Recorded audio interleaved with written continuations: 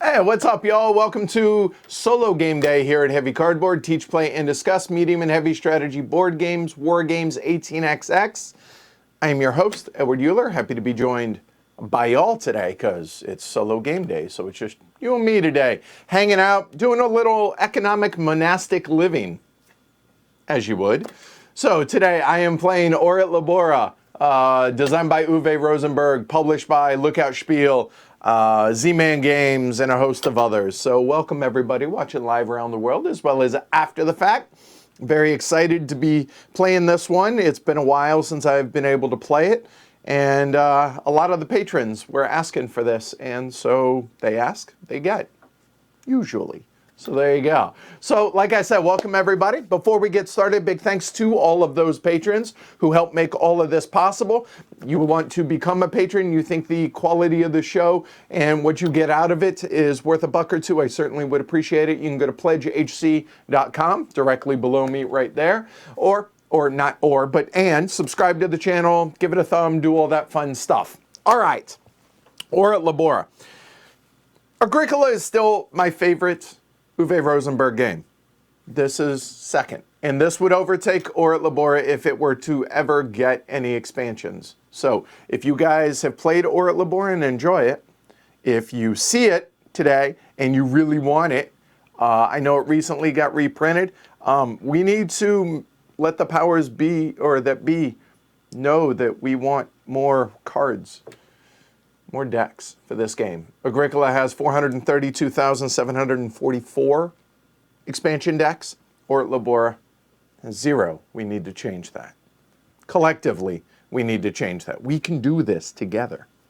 All right, so I'm gonna do a front-end overview for this. I normally don't do full teaches of this at the very beginning of Solo because it's weird for me to do that. So what I'm going to do is I'm going to bring the cameras down, I'm going to bring the chat down and do an overview of the game, and then we will talk about stuff as we go along and the differences with the Solo game, and then we will rock and roll from there. All right? So if you guys are ready, I'm certainly ready-ish.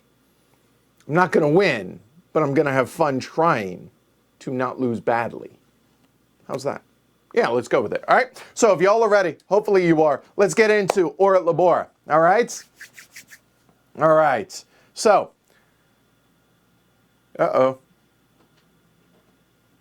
now I'm all worried. Okay, Eric says all good on my... Hit refresh. If you guys are having an issue with your audio, video, whatever, hit refresh, okay? And see if that fixes it. All right, so Labora, what is it we are looking at before we get started? Well, there's a whole bunch of things that you guys are currently looking at. All right, so we have the resource wheel, which is over here to begin with. All right, so the resource wheel is going to do a couple of different things. This is going to be the timer of the game, number 1. And also, number 2, this is also going to be the number of resources that are going to be available to me as the player.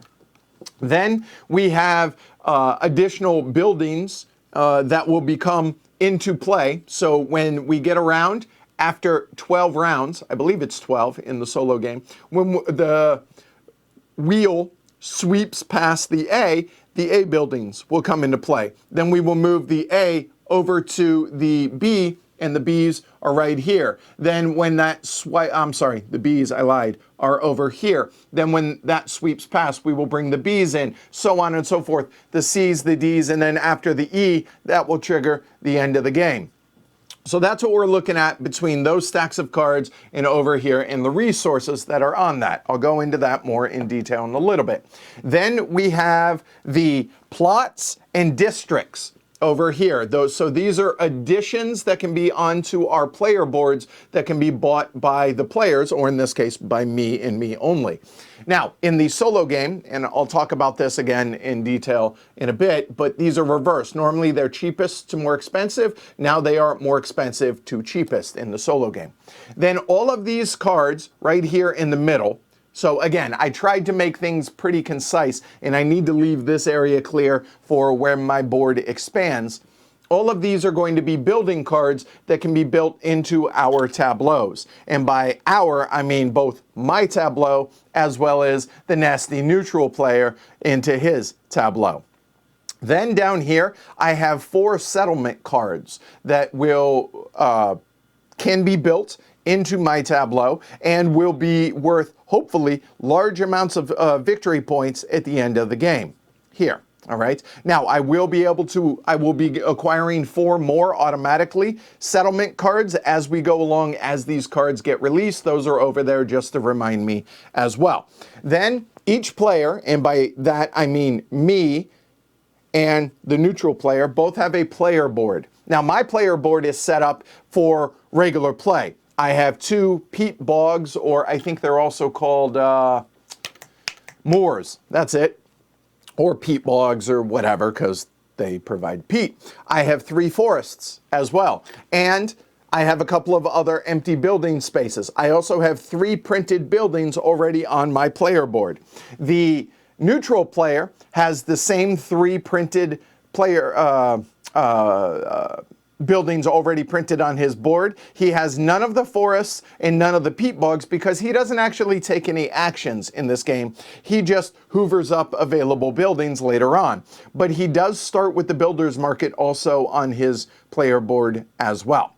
And last but not least, I have, this does not come with the game, but this was printed, oh God, years ago, and I do not remember where the file is. It's somewhere on BGG. So this is just a place for resources to be able to place and a handy dandy little kind of player aid that shows some other information on this. Now, again, this is not standard with the regular game, but I wanted to include it, and you can always print these off. Like I said, I think it's over on BGG.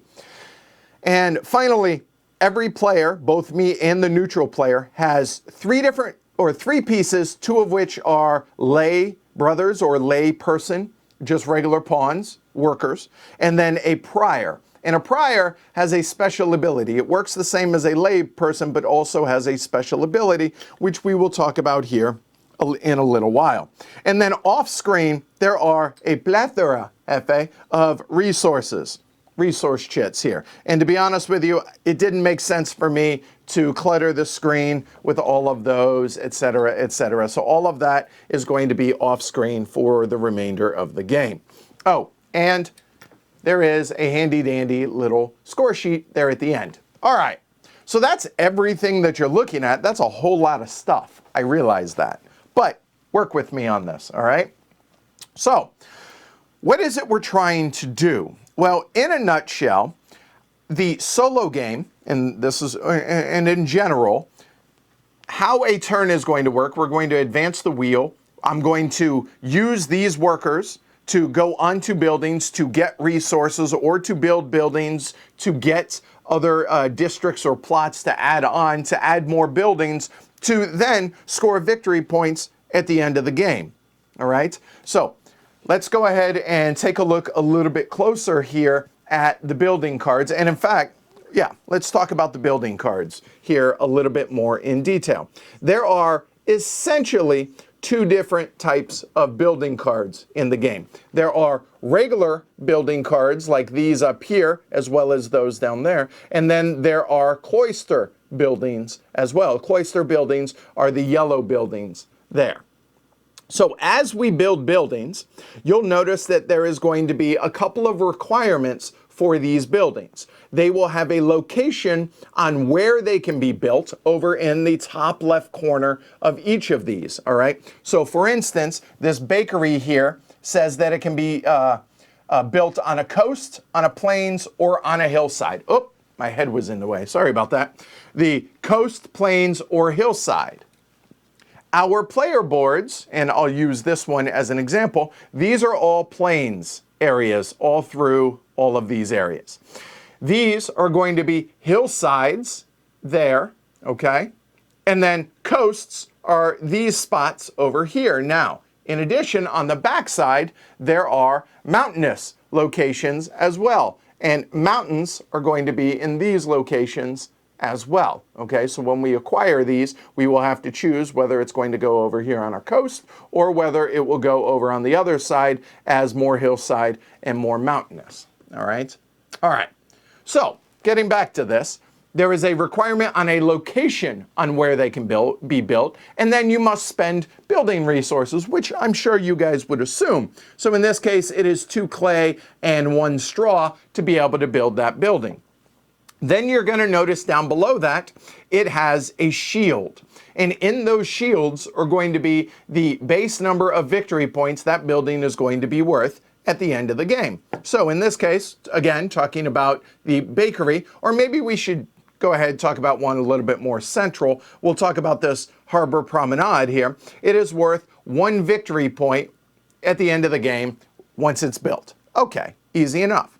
Then, whenever one of your workers, whether it's your layperson or your prior, goes onto it, it is going to convey some sort of special thing. So whatever it is at the bottom of it. So use a building occupied by a prior, or get those 4 resources. And you'll notice that in the bottom right of those resources, it has shields, which are victory points. So if you have those at the end of the game, those are going to be worth victory points at the end of the game. Okay, that kind of makes sense. And this says you can convert wheat, up to 7 of them, into grain and into straw. So, okay, cool, for each one. All right, so I imagine that most of y'all are going to be familiar with the majority of these basic mechanisms: convert stuff, get resources, things like that, so on and so forth. But there's also, you notice, a victory point number over there in that house. And where that's going to come into play is going to be here when it comes to settlements, all right? Now, earlier I had talked about settlements, all right, that I have 4 of these, and I'll be getting 4 more by the end of the game that I will be able to build. Now, during a settlement phase, and I'll go over this more in detail when we're getting close to it, all right, you're going to be able to build a settlement. Now, you'll notice that the requirements on these, they also have locations. This one, coast, plains, or hillside. There is going to be one here specific that says coast, and there's, I believe, one that is specific in the hillside as well. Yeah, there is, but later on that. These require feed and heat. So if you're familiar with like Agricola, so it requires 8 food and 3 heat. So if we look over here at our resources, all right, our resources are going to be worth certain things. So let's go ahead and take a look at that a little bit closer as well. So you'll notice that coins are also worth food, because you, in theory, could buy food. All right. Grapes are going to be worth of food. Flour, I think I'd mentioned it was grain or something like that, but whatever. Flour is worth of food. Livestock is worth 2 food. Meat, however, when it's converted, is worth 5 food. Bread's worth 3, moving from flour to bread, etc., etc. You get the idea. 5 coins are worth 5 food. And then you have the heat. So wood is 1, peat is worth 2 heat, and then peat, as opposed to repeat, is worth 3, and each straw is worth a half heat. And important to note that whenever you do build these settlements and whatever, using whether it's food, heat, or any other types of resources, you do not, oops, wrong button. There we go.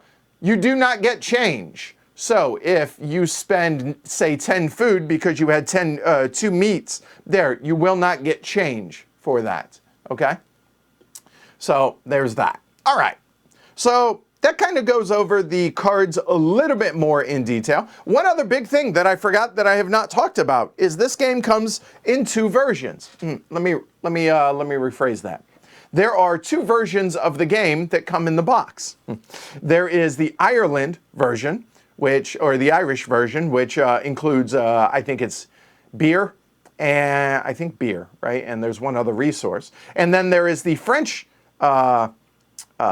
scenario or version of this, which we are playing this week, which includes wine. Now, it's Albin Villard week here at Heavy Cardboard, so Albin's French. So that kind of made sense. So I decided to go with the harder of the two, which in the solo game, the French side is more difficult. I figure I was going to lose either way, so I might as well go ahead and do the French side. All right. All right, so that pretty much kind of gives a rough overview there, but let's go ahead and talk about things a little bit more in detail here, okay? And how a given round works. And in fact, I think what I will do is I will show you guys here the player aid that kind of goes over the course of a round, all right, before we get started. So we'll go ahead and show there. The course of the round, we're going to follow, for the most part, not entirely, but for the most part, the two-player version of the game, because the rules say so. So you see over here at top of A, starting in basic goods. It lies. No, it really doesn't. Just in the solo game, you don't get those. You start with nothing. So there's that. So the course of the round. All right, so all players, so in other words, me, take their own clergymen back if all of them are placed out on the buildings. I'll talk about that more in detail in a little bit. Then after that, rotate the wheel. Peanut Gallery, your job is to make me remember that whether or not I have rotated the wheel. Okay, good. Then after that, both grapes and stone do not exist in the solo version of the game, even though we have to make wine. Keep that in mind. We'll talk about how that happens later on. Then there may be a settlement phase, and then I'm going to take 2 actions and then ignore 5. Then we're going to go back to 1, rotate the wheel, so on and so forth, and keep doing this. There are actually, I believe, 31 turns, which means I get 61 actions, plus some extra bonus actions in this game, with the goal to score 500 points. I'm not going to come anywhere near 500 points, just fact. I am way too rusty in this game, and I've never played it solo, so I'm not going to win. But that's okay. All right. Now, the game end here is not exactly true here. The game ends after phase E, which is going to be after the 31st round, I believe it is. So that's, again, in the 2-player version. But here is the main thing that I wanted to show you guys here, okay, are the actions. So you either place a clergyman, either a layperson or a prior, and do whatever the building you placed on does. Okay, easy enough. Or you fell trees or cut peat. This is going to be the main way that you're going to be able to get peat for heating or wood for building. All right, now it's important to point out that to do so, you're going to have to remove a card from your tableau. And once these once these go away, well, then you're going to have to purchase more land, which comes with a peat bog, a couple of trees, or on the other side, no peat bog and 1 tree and 3 empty spaces on it. So you have a choice of what side you're going to be building, just like on this one, this comes with no landscape on it, just there you go. Okay? All right. So getting back to this, place a clergyman, do whatever the building says. Usually take some sort of resources, et cetera, or do a special thing on a building. Or fell trees or cut peat, okay, without using a clergyman. Okay, easy enough. Or build a building. So to build a building, which we already pretty much talked about, is you pay the building cost and you place it into your tableau. However, we have not talked about placing in your tableau, really.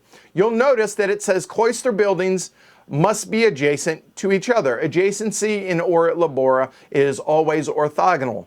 Okay, so it's always horizontal or vertical. Diagonals do not count in this game. And then additional action possible by placing a prior onto the new building. So let's go ahead and talk about this a little bit more in detail. Let's say as one of my actions, I want to build a building. And what building, for argument's sake, does not matter for right now. Let's say I want to build this building. I have to place it into an available space. The available spaces, this one specifically says the coast, plains, or hillside, which the majority of buildings are going to actually say that. All right, so let's say I want to place this building out on my tableau. All right, so I only have 2 spots in which I can build to begin with, but as I clear forest and peat bogs, I will be able to place this out there, and that will reveal more plains spaces. So when I place this building, once it's placed permanently. You cannot. You pay the associated cost, and hey, that'll be worth 6 points at the end of the game. All right. Now, I just recently, or just now, built that building. So what does that mean? If my if my prior specifically, if this guy, not the 2 laypersons, but if my prior has not already been placed out on my board already, as a bonus action, the moment you place this, after you've paid for it in the whole 9 yards, you then can grab your prior and then put them onto that building to then be able to activate that building and essentially take an extra action. All right? But here's the catch. This guy does not move again, and he cannot be reused until you have placed all 3 of your workers. So once you have placed all 3 of your workers, then remember, at the beginning of a round, remember we talked about that, it is all players take their own clergyman back if necessary. What that means is only if all 3 are out there, then do you take them back off the board, and now they can be reused again. The same thing will go with the neutral player, but we'll talk about that a little bit more when we talk about the specifics of the solo game.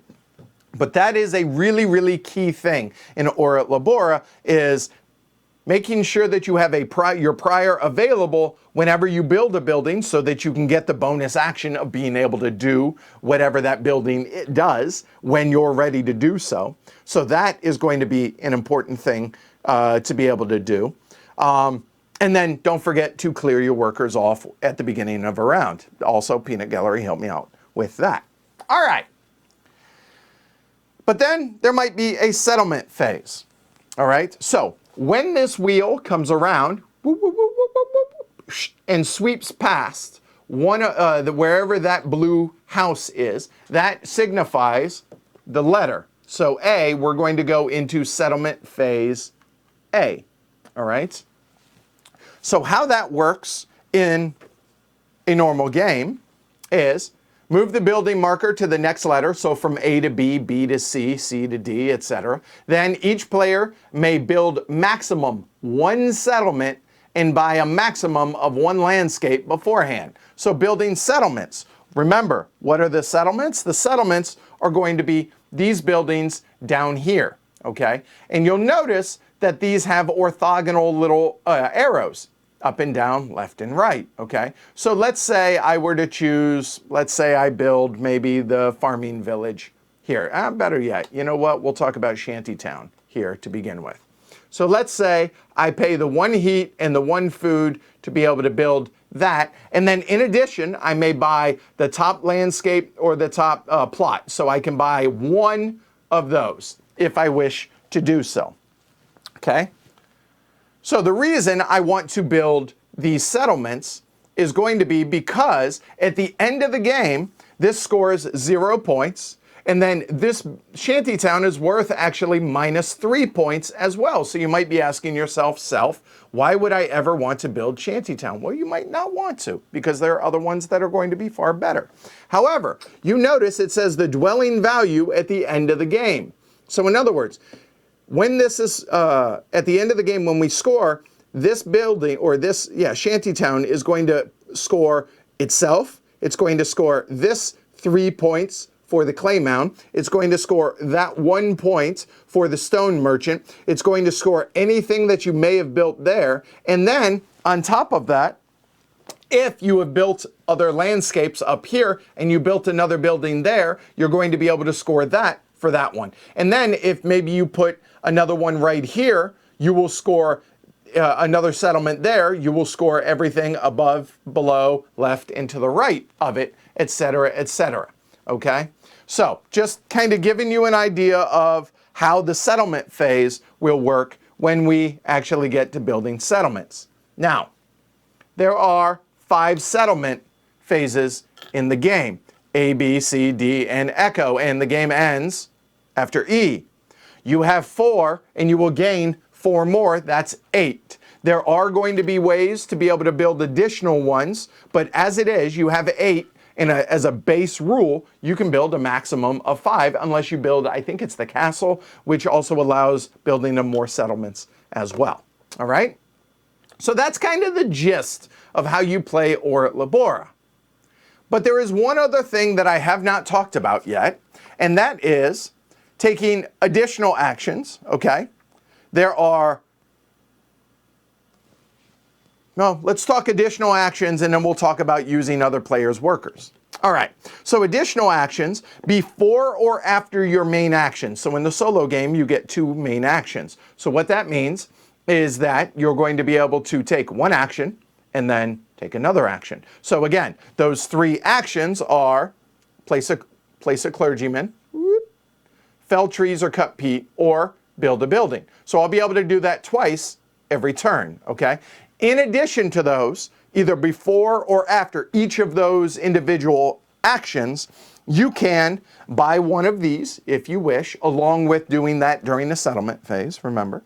You may trade coins, trade in coins or trade in wine trade coins into whiskey, trade coins into wine, wine into coins, and if it were, you will be able to flip grain goods tiles into straw, okay? Now this is the only resource that you can do this freely without taking an action. If you have any grain, you may freely, however often you want, turn this into straw at any time, as much as you want, unlimited at any time, basically. But once it's turned into straw, you can't eat it. You can't turn it back into grain. So usually if you need to, during the settlement, to be able to pay for heating, you will do this when you need to do that, etc., etc. Okay? So those are the free actions that you can do, or additional, not free, but they don't cost actions. How's that? All right? All right. Now, you'll notice that the neutral player also has a player board.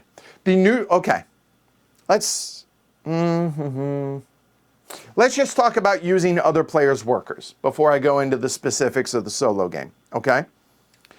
If a player has workers available off their board, you may force them to use one of their own workers. Maybe you have all of your workers already used up on all of your buildings, but you want to be able to take one of the actions. Well, as long as that building is empty, and I should point out, I think this is implied, but maybe not. If a worker, one of the clergymen is on a building, it cannot be used again. You cannot put another worker on that same building. So once that is locked down, not only can that worker not move, but you cannot reuse that building. There are buildings out there that will break that rule, but for the most part, that's the case. So as it is, if I have my guys out here, I can't take any more activate buildings or place a clergyman because I don't have any more clergymen. But hold on. You'll notice that there are other players that have available clergymen that I can then have them place out here. Well, to be able to do so, there are 2 different ways in which you can do this. So you'll notice that right here, this shows a coin, all right? So the work contract price is 1 coin. So I would have to pay the other player 1 coin to be able to do that, okay? The other player would choose which of their workers, which of their clergymen, to then place onto the building you instruct them to place. So I say, hey, neutral player, or say Jess in this case, whatever, I want you to activate the clay mound for me, provided that it's empty. If it's already been used, she cannot do that, obviously, because it's already covered. However, if that was not the case, and I say, hey, go onto the clay mound, the other player would choose whether it's going to be their prior or their layperson. All right? That's different in the solo game, but we'll get there. And then you get to take the action just like what it says to do, okay? But I would have had to have paid 1 coin to the other player. Does that make sense, I hope? As the game progresses, after the winery is built. We're going to flip this over, and now the contract price has gone up. It now costs 2 coins to use another player's workers. Or you can present them with a present. Let's go get sloshed. So in other words, you may offer them 1 bottle of wine, and by offer, I mean you and he drink it and it just gets discarded out of the game, so back into the supply. So instead of the 2 coins, you can offer them 1 wine to do the exact same thing. But when I say you offer them, I'm kind of saying that tongue in cheek. You're offering it, meaning you and I are going to drink it, so you don't actually get the wine. It just gets discarded back to the supply. So you just discard it out of the game, to be clear. The 2 coins, however, you would pay to them. So you may want to discard the wine instead of giving them 2 coins, yada, yada, yada. Okay? But it still works the same, and then you could have them activate whatever available building that you ask them to do so. All right? Okay. A couple more things that I will talk about in detail, and then we will get started talking about the solo game specifically. So if we take a look at the resource wheel real quick. So the resource wheel over here, as I said, doubles as the timer for the game, but also the resources. So let me go ahead and clear all these off. All of these start in that location right there, but I'm just gonna show you guys all of the available resources. What these are, and I may use just the wrong term throughout the game, but just know that this is what the sentiment is there. That's going to be wood, okay? That is peat. That is, oh God, I screwed this up already. That is clay. That is peat. That is straw or grain, okay? That's grain, actually. Sorry, that's grain. That's going to be animals, okay, or livestock, whatever. Then those are coins, the big wheel of cheese. And then this square is a joker, meaning it can be any resource that you want it to be. Now, the number of resources that it is, whatever it is going to be shown on wherever this is. So if, as this moves along, if it were like something like this, and maybe that were there, and these were here, all of these resources are 5 resources each. So literally, I would go and I would grab, say, I'm looking for the livestock real quick. I would grab 5 of the livestock chits. And then when you do so, you then take the livestock and put it back to the 0 space because you just got it. Now, to be able to do that, all right, you would have to activate one of your buildings, okay?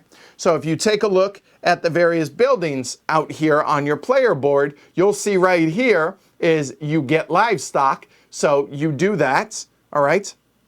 And you get however many you're going to take, okay? For each one of these, you get 1 chit, is what that means. So what, you either take grain or you take animals, okay? You take coins, you take clay. And remember, peat and wood are, whenever you take these off your board, those do not require workers, okay? So let's go back to the resource wheel a little bit, real quickly, and let's show. So I showed how that mechanism works. The wild here can literally be whatever it is you want. So maybe instead of taking 5 livestock, you know what's better than 5 livestock? 6 livestock. So I take the joker and I say, hey, that was livestock. But you would have to do the normal building. So you would still have to go onto the livestock spot here. But when you do so, instead of moving the livestock one, you choose the joker one. It is your choice to choose the joker or the actual thing of what it is. All right, so that pretty much covers the entire base part of the game. Now let's go ahead and talk about the solo game a little bit more in detail, all right? So, with the solo game specifically, a couple of rules adjustments on all of this. We're going to come back to this because this is going to be really important when we talk about the specifics of the solo game here, all right? First off, It's set up on the 2-player wheel, and it's set up on the 0, 2, 3, da-da-da-da for the solo. Okay, that's going to be important that you have that set up. All of the resources now will go ahead, and I'm going to keep this set up like this as an example here for to show something, but everything starts there, including the Joker, as it were. All right? All of these start upside down, so they are more expensive on top, so it's harder for us players to do. You don't start with any goods, as I mentioned, all right? And then pretty much you play the 2-player game, so you're going to take 2 actions, okay? One other important thing, if any of these resources ever get to the 10 spot and then would be moved by the sweeper arm, it's removed from the game permanently. Meaning, you can never use that resource marker again. It is literally taken off the wheel forever. Don't let that happen. So if something gets up to 10, you better take it or it goes away. Keep that in mind. Now, on that note, in the normal game, there are 2 resources that do not start out here on the wheel. The stone marker and the grape marker. So you might be asking yourself, how do I get stone and how do I get grapes if there's no resource marker? Let me present you the Joker token again. The Joker token can be used for anything, including stone or grapes, even before when they would normally come out. Now that applies to the multiplayer game as well, where those are normally come into play. Even if stone and grapes aren't available yet, you can still get them by using the Joker token if you want. So I just wanted to stress that, okay? All right, cool. All right, so now let's talk about the neutral player. That's kind of a misnomer. The neutral player is not a player. It does not take actions. It doesn't do anything except during the settlement phase, all right? Basically, what's going to happen is during the settlement phase, any buildings that are not built by me already, it's going to build automatically. It's going to clear the entire marketplace of buildings, not of settlements, but of buildings. I'm going to place those. Now again, normal rules apply with one exception. Cloister buildings have to be placed orthogonally adjacent to other cloister buildings, okay? And other buildings have to be placed, well, out here.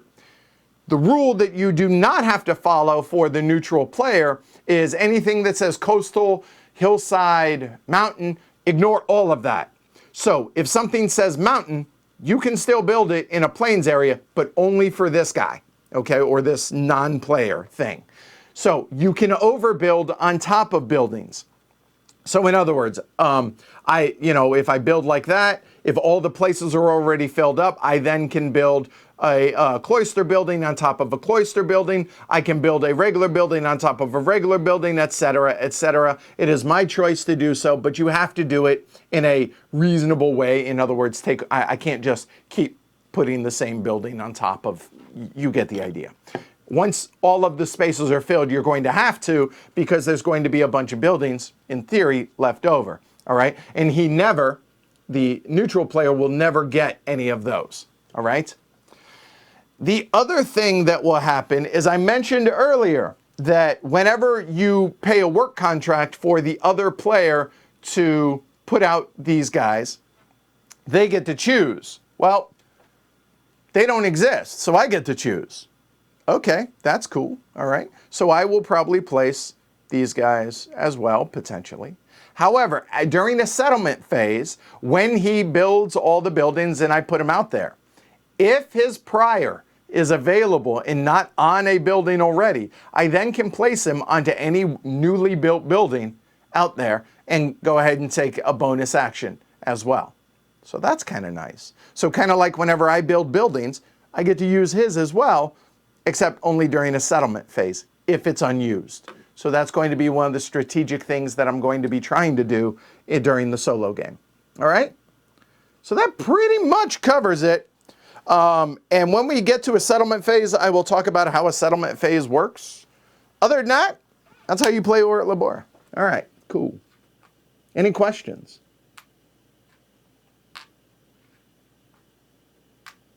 All right, so let's see. I need to reset my stuff here. Oh, I'm going to put these down here because that's going to be in the way. We'll flip that back. If I forget anything, please let me know. There. Yeah, I think that works. Okay, have that in front of me. I'm good there. There. Yeah, we'll leave that. All right, I'll bring the cameras up, or camera, as it were, and the chat up. Here we go. Hey, y'all. Hey. Hey, Nick Case is here. What's up, Nick? Designer of Saga Zanaga Nanag, Tales of the Northlands. So I will also, hold on, get that back. You know what? We'll go ahead and put it there to start. All right, let me go ahead and bring that up there. A little bit smaller, but I think I need it smaller for this. Solo rules in the rule book. Yes. I hate this rule book a lot. Okay, because there are 4 different things. There is the building book here. There is the general rules pamphlet, which actually does a really good job, by the way. There is the setup sheets, and then there is, hold on, there's one other, I messed up. There is the, oh yeah, the detailed game rules. So I hate that, okay? However, at the very back of the rule book, the solo game is explained. And it's really kind of explained kind of wonky, all right? So I hope I did an all right job of talking about how this is going to work, okay? All right. Yeah. All right, somebody earlier asked, if you have Agricola, do you need this? Again, with the need question. They are apples and giraffes. They are completely different games. They are made by Uwe Rosenberg. It's a resource conversion game. The thing that makes Or Labora so special is the puzzle of building orthogonally and building out your settlements. You're always working towards building settlements, okay? So that is going to be the key thing here in this game. Yeah, so, all right. All right, so a moment here. Oh, wow, okay. Sorry. If it's not distracting, I'm going to try this. And let me know the volume of it. I just want it barely for you guys. Okay. A little Gregorian chant in the background seemed kind of appropriate. So I win if I score 500 points. I'm not going to come anywhere near 500 points. So I'm not even going to. I'm going to say if I score 400, that would be a modern miracle. Okay? So, a somber Memorial Day to everybody. Thanks, everybody, for joining me today. All right, so first things first. Clear your clergymen. There are none. All right, rotate the wheel. Oh, wait, hold on. The wheel starts right there, and it rotates that away. All right, cool. So you'll notice that all the resources start out at 2 resources. I am rusty as all get out at this game. Strategy is going to be poor. Let me go ahead and preface that, okay? Because I did not go through the buildings and work my way backwards on planning this. Plus, between running 15 cameras and doing all this, no, I'm not going to play well. It's all about showing you guys how to play it and trying not to make mistakes and having fun and being entertaining. So strategy-wise, save your comments. Now, if you want to give advice, that's okay. I'm all for that. Just know that this is not all about doing well, because I'm not gonna, okay? All right. So the game does have variability because there is the French side, or French version, and the Irish version. Real quick, so I don't forget at the end, this is the French side, again, because it's Albin VR week. And the buildings are the Irish side, which they are different buildings, okay? And there are 4 buildings that are removed from the French side of the game during the solo game, 4 of them. I don't remember what they are, doesn't matter. Cow's opinion. All right, there we go. Does the dial need to be, okay. Yeah, so I think I'm set up. I think I remembered all of that, so I think we're good. All right, so when we sweep the leg, John, we're gonna need a body bag. When we sweep the leg past that, that is when we're going to have our first settlement phase. All right, so now I'm going to take 2 actions, all right? What are they going to be? Hell if I know. All right, well, you know what? Why don't we go over the buildings? That'd probably be a good place to start because this way I have a clue as to what it is I'm going to be doing. Because again, I do not remember all the buildings. It's one of my favorite games. I just don't get to play it much. And I'm a little disappointed I haven't seen Brian Olmstead in chat, one of my guys from back in Denver. This is his all-time favorite game, this and Combat Commander. So anyway, here we go. So the market. Turn 4 different goods into 1 bread and 7 coins. Okay, now we're going to need coins for all of the landscape tiles up there, so that's going to be good. It requires 2 stone. Remember, the Joker, 2 stone. All right, then the bakery, it requires 2 clay and a straw. It turns a grain, take a grain. It requires, for every grain that you wish to spend half a heat and turn it into bread, and then, or turn bread into 4 coins. So every 2 bread into 4 coins, I should say. Okay. The grain storage, convert money into grain. Okay. 6 grain specifically. All right. The next one is get a charcoal, which is the advanced version of peat, and a money. And additionally, turn all your peat into charcoal. And why do you want to do that? Well, peat is worth 2 heat. Charcoal is worth 3 heat. Okay, that makes sense. It's a peat coal kiln. Okay. The fuel merchant. Spend 3, 6, or 9 heat, turn it into cash. Okay? So you're selling that. That makes sense. Fuel merchant. The stone merchant. You betcha. Turn food and heat up to 5 times into a stone. So do that up to 5 times. I'm going to go over these buildings next, then I will go through the cloister buildings. These 2, this has to be built on a coast specifically, or a coast or a hillside for the windmill. This, you get all 4 of those resources that we talked about during the teach. And then the windmill turns grain into, turns wheat, whatever, into grain and straw. 7 of them for each one. Or you can, I lied. You can do that up to 7 times, turn that into it.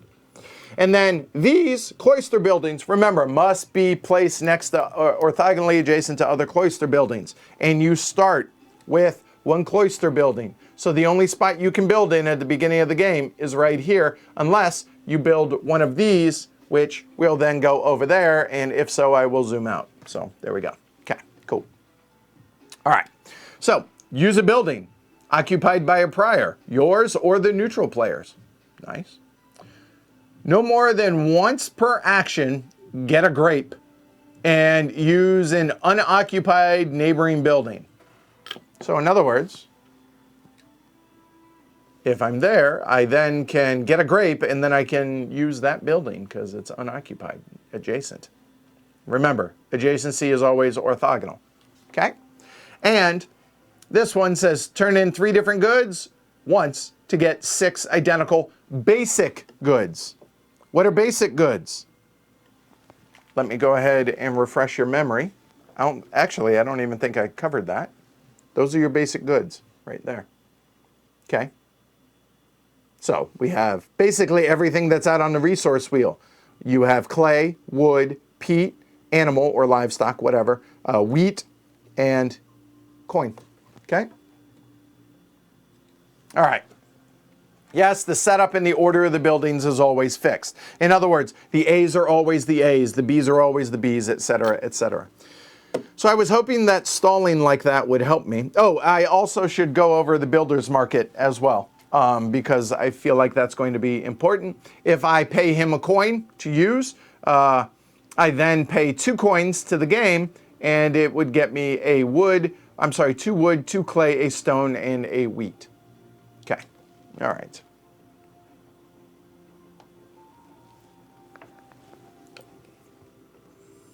we're broke. We start with nothing. Normally you start with a bunch of resources, but let's go ahead and work towards building a building. What building do we think we want? I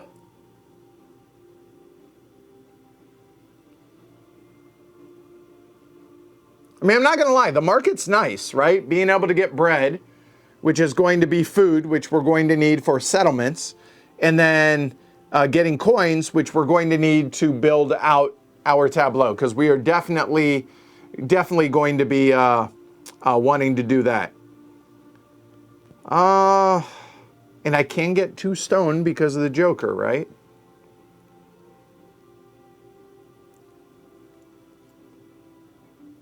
Huh.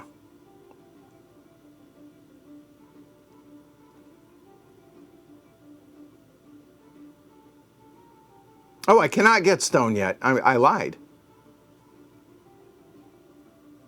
I cannot get stone yet because there's no way to get stone per these. All right. Hey, Raphael.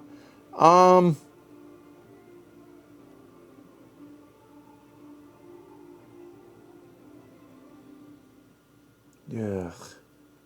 Like I said, this is not going to be terribly ideal. But you know what? The Cloister Courtyard also is a really nice building to be able to turn 3 different goods into 6 identical goods.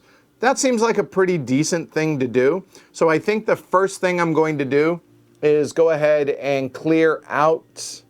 And you also got to be thinking about where you want to place things, right? So even though the clay mound doesn't score any points, it's worth 3 points at the end of the game if I place one of my settlements next to it. So I'm also looking at, and that is the best cloister building to be able to build of the beginning buildings out here. So I have to build, I think I'm going to build the Cloister Courtyard here. So I'm going to go ahead and clear this off, and I'm just going to put that aside. So I'm going to clear fell trees. So I'm going to go ahead and reset the wood. The wood's going to get me 2 wood resources. So I'm going to grab, literally, 2 wood here and put them down here on my little handy. Again, you don't need this little sheet here that has them on there, but I think it's useful. So there you go. How's the volume, by the way, on the music, y'all? All right. I've not tried the fan-made expansion. I'll be honest, Ahmed, I've probably played this game a dozen times, and I have never found that I have gotten bored of the base game, because between the French side and the Irish side, plus I don't play it that terribly often, so it feels fresh to me. But even so, I would like the availability of more expansions, but as it is. Anyway, so that was action number 1. Action number 2. Oh, I don't know if I want to build that yet, because when I build it, I can use my prior, right? So maybe we focus on getting more resources. So for our second action,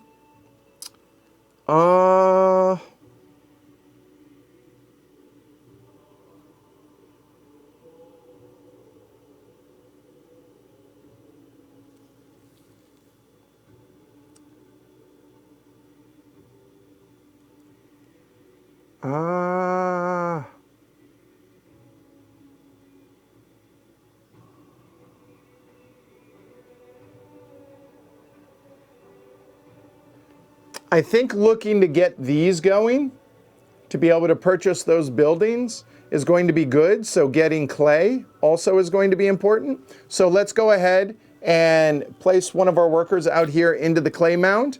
So we're going to go ahead and take clay, reset that. So we're going to get 2 clay. And the chits, I also should point out, are double-sided. So they're clay on one side and then like pottery on the other for their upgraded side. All right. So that's 2 clay. That is both my actions. Okay. Done. Don't clear anything. We sweep the leg, sweep the wheel, and boom, done. Next round. Okay. All right. Notice, I don't get to clear this guy because not all 3 of my workers are out there, right? So I also need straw now. I also want animals, but we got a little while on that. So I'm going to go ahead and get straw now here. So straw, and if you guys need me to zoom in on anything in particular, let me know and I will do so. But I feel like when I build buildings, I will do that. But as it is right now, I think you guys can see that I'm going to get straw here, right? So the straw symbol is right there, and that was actually at 3. So I'm going to grab 3, not straw, wheat, sorry. Okay. I'm playing the solo game. There isn't a long or short. It is the solo game. So that was action number 1, all right? And now, action number 2.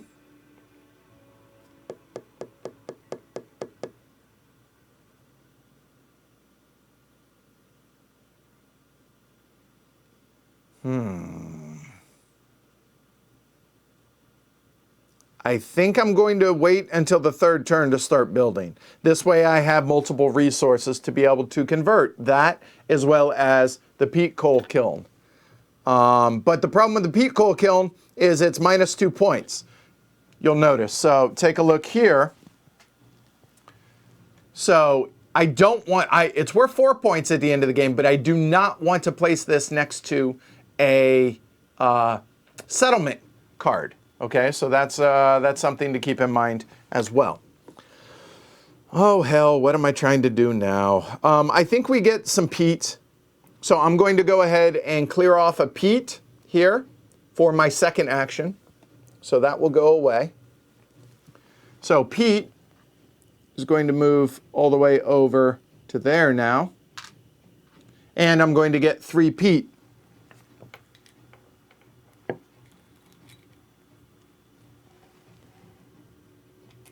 There we go. So now, that's both of my actions. And remember, and I want to make sure, there they are. Additional actions, I can always turn these into straw if I want grain into straw, but I wish not to. I could turn coins into 5 coin markers. If I want 5 coins into coin markers, or I could turn wine into coins if I want, but I don't wish to do any of those things. So, sweep the leg. All right. So now, and you'll notice I'm waiting on these, the joker and the coin. Those are just going to be worth, in the animal, those are now worth 4 apiece. So we're waiting on that, all right? Oh. Hold on, when did I just took the, hold on, shoot. I can count the number of resources, 3 and 3. This should be over there with the peat. There we go, just moved it to the wrong spot. There we go, we're good, we're good. All right. We're good, we're good. And then we sweep the leg so it becomes a 2. Good catch, Peanut Gallery, thank you. All right, so now I think what we will do is we will go ahead and build the cloister courtyard right here, all right? So the cloister courtyard can be built in coastal, in plains, or in hillside. It requires 2 wood, all right? It's going to be worth 4 victory points and then 4 if it's adjacent to a settlement. And 3 different goods, I can turn 3 different into 6 identical basic goods. Okay. So we're going to go ahead and build that, all right? So where I'm going to put it, we'll talk about that in a minute. So we take a look, and again, I'm going to walk through this extraordinarily slow at the beginning, but we'll pick up the pace as we go along. So it requires 2 wood, so I will pay the 2 wood.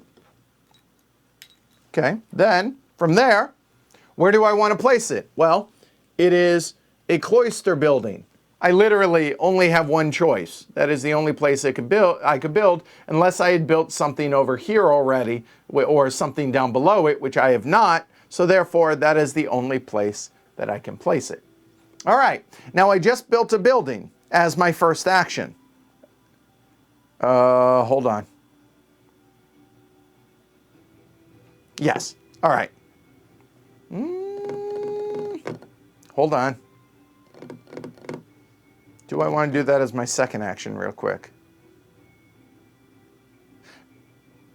Does it matter? It does. Nope, that's going to be my first action. So then I'm going to take my prior and activate that building as part of that action because I just built a building and because I have my prior available, then I can do that. So turn 3 different goods into 6 identical basic goods. All right, so we look down at my resources. I will pay a grain, I will pay a clay, and I will pay a wheat. So that is 3 different goods. Okay, so now 6 basic goods. What do we want? Well, that's a good question. I haven't thought this through yet. So what do we want?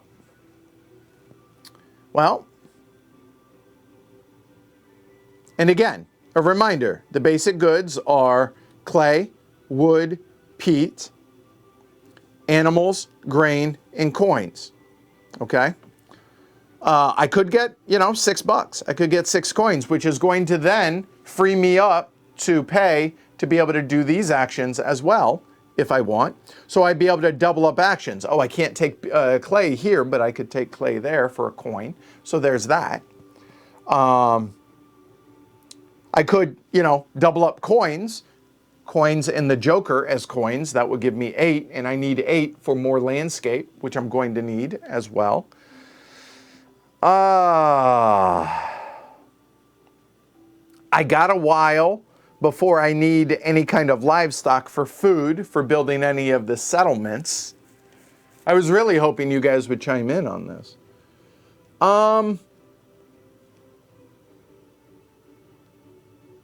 Honestly, I think I'd say coins because you can turn coins into food as well. Or do I take, I'm looking out here at the available buildings. The priory really isn't bad, but the problem is I'd like to build the priory right here. But I can't because it's got to be orthogonally adjacent to another cloister building.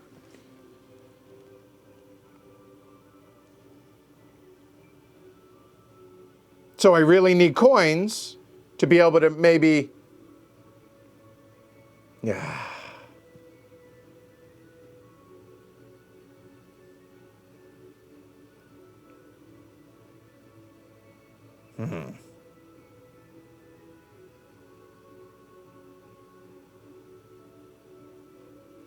So I think what I'm looking to do is I want to build this grain storage building because that's going to be worth 3 and 4 points respectively, or the bakery. And the bakery requires 2 clay and a wheat, and I feel like I already screwed that up.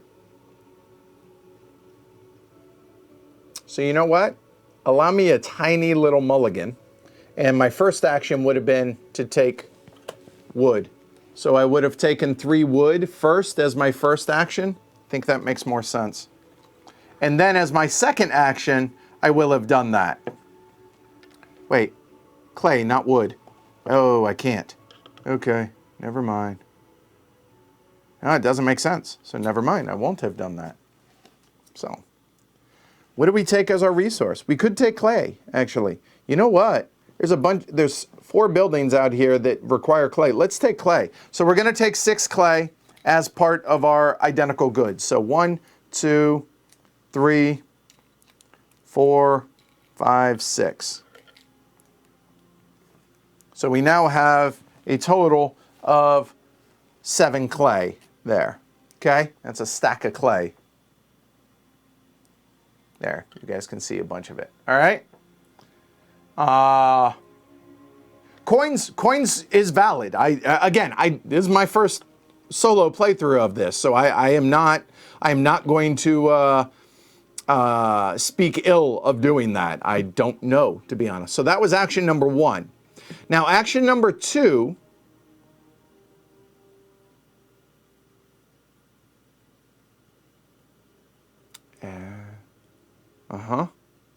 Now, I did not reset the wood back. There we go.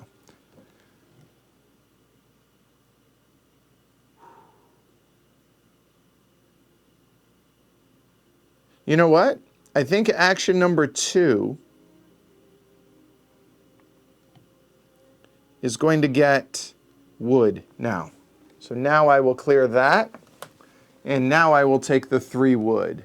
I think I have a plan, but I'm not saying it's a good plan, but we'll see. So that is now 3 wood there.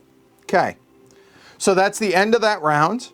I'm not taking any of the free actions. So now, first things first, I have all 3 of my workers out here. They come off. Sweep the leg. All right, so now, what do we do? Well, I was thinking about maybe doing this again now, because we have a bunch of clay, we have some wood, we have some peat. I kind of like that idea. And then we can get coins, because then we can turn coins into a ton of wheat. But then again, if we had the windmill first, we could then turn a coin into 6 wheat, then we could turn that into grain. And then we can turn grain into bread. See what I'm saying? And that's worth a ton of points. So I think that is going to be,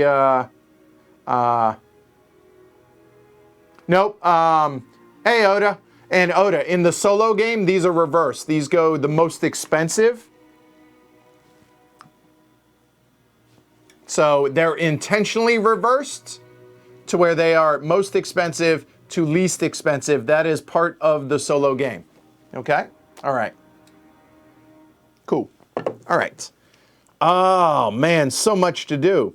So I have 3 wood and 2 clay to be able to build this. And it's got to be either on the coast or the hillside, which means I need to be able to build one of these first. So I need 7 coins. Well, I currently can get 5 coins, or I could take both actions and get a total of 9 coins and then buy that. Oh, it's so much. No worries, Oda. What do we do? Golly, I have no idea what the right order on things is here. But I need coins to be able to start that path. But now I have 3 wood and plenty of clay. So I don't want to spend the clay, but I could spend 1. Aha. There we go. So for my first action on this turn, I am going to take one of my workers and I'm going to go into the cloister courtyard. I'm going to turn in 3 different goods. So the 3 goods, I'm going to turn in 1 grain, 1 clay, and 1 peat to turn that into 6 coins. So a moment on that.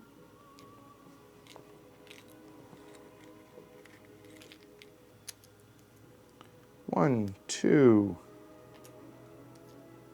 3, 4, 5, and 6 coins.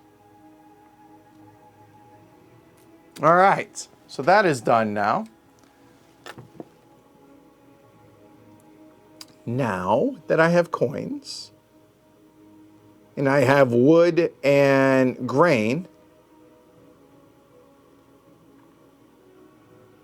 action number 2 is going to be to purchase the grain storage, I believe. Let me double check. I believe that's the order in which I want to do this. It is. So we take a look here. Hey, Cray. So the grain storage here requires 1 wood and 1 wheat or grain. So I will go ahead and grab that one there. So I will go ahead and pay the 1 wood and the 1 grain.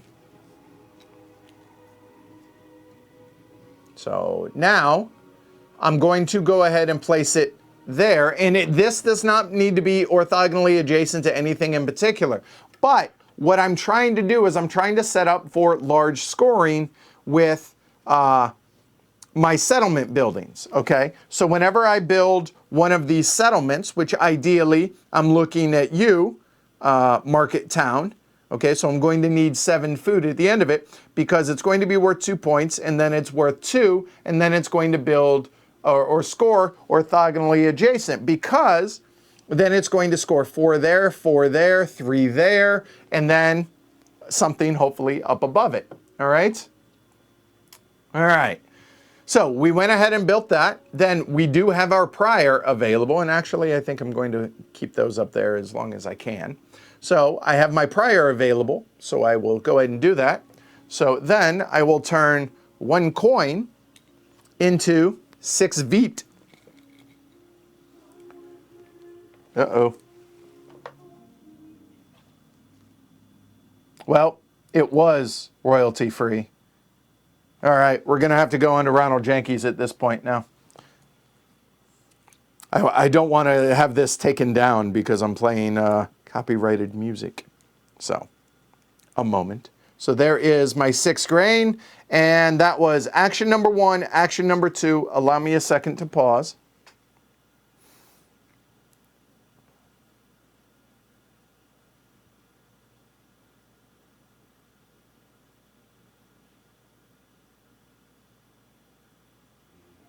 There we go. This is licensed. We're allowed to play this. All right, so that's done. I am not taking any of my free actions, so I only have 2 of my workers out here, so I do not get to pull them back. Sweep the leg. A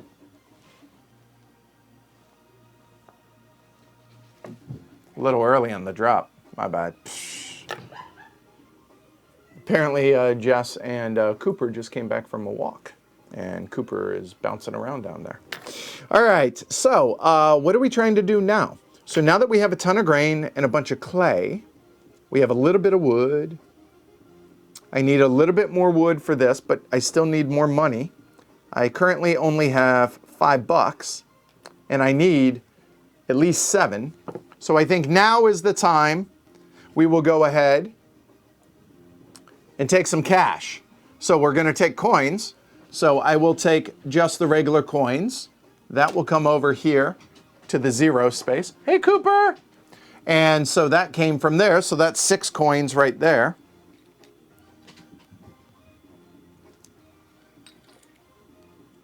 And you know what? Just to make life easy, I need to find out where they are. Where are they? On the backside of someone.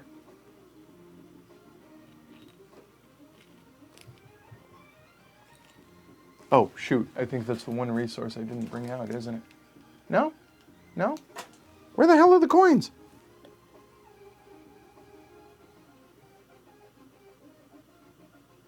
A moment. Oh, there they are. Okay. So, that's 5 coins. Just make it easier. And 6 coins. So that was action number 1. Now you notice all my workers are used. However, we have all these guys that I can have them go and grab some stuff for me now for the low price of 1 coin. So I'm looking at building, or you know what? Hold on. As a bonus action, I can buy one of these. And I think I will as a bonus action. So I will spend 7 coins. So that's going to be 5. You know what? Tired of messing that up. There we go. 5, 6, 7. There. So I'm going to buy this. All right. So if you take a look, the cost here, $7. Okay. And it will drop in cost as these go on. So now I have a choice. I could either build this here like that. I could build it like that as long as one of the spaces is orthogonally adjacent.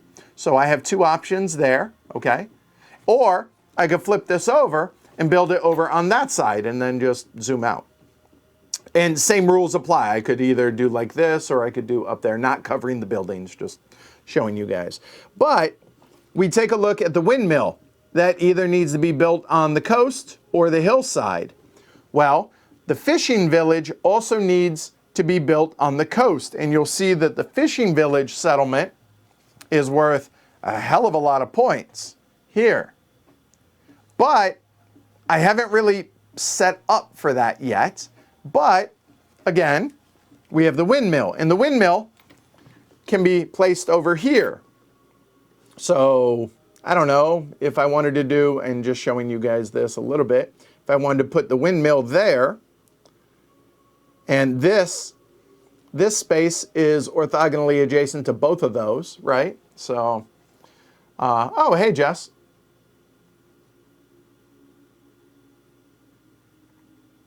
Oh, nice. Great. Wet dog to come back to. Can't wait. I don't know what to do with that. My gut says the coast. I was originally planning on the hillside, but I kind of think the coast. So I think I will. So I will build on the coast. So I'm just going to move this over and just make a little bit of room here.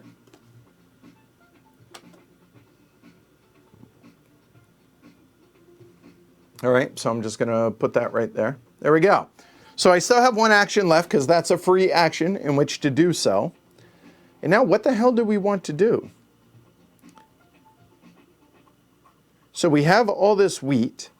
So we were looking at this and this building, the bakery. And I need 2 clay and I need 3 wood. I don't have enough wood yet to be able to do both of those buildings. And if I get wood, I can do that because that's a free action. So that's okay. But I'm starting to run out of wood at that point, okay? All right, I will. I'll go ahead and take wood. However, that's my last wood space. So instead of taking 3, I'm going to go ahead and use the joker. And we'll see if that bites me in the butt without planning that out. And that's going to be 6 wood all day. Because if you notice, outside of using that, the cloister courtyard, there's no other place to really get wood other than 1 there or 2 there, and I really don't want to have to do those. So that's going to be 6 wood total. That's 5. There's 6 wood there. So use the joker for that. That is both my actions, so now I get to clear these off. Sweep the leg, Johnny. Okay. Tell me you guys know the reference on that, right?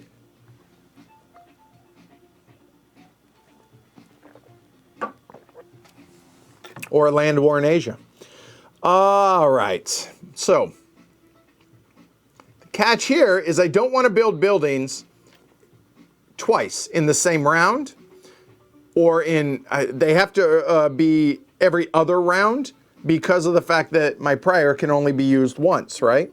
So, I will go ahead and build the windmill now for my first action, I think. So, let's take a look at the buildings. All right, so the windmill requires 3 wood and 2 clay, all right?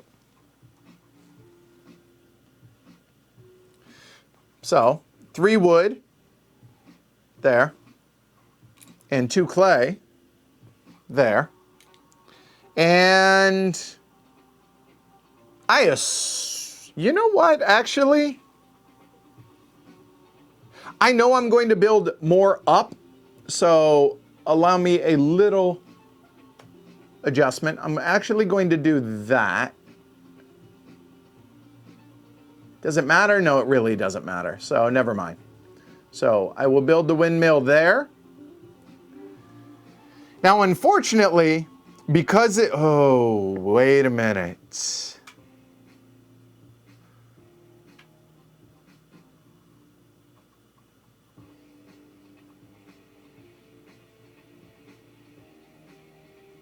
Huh.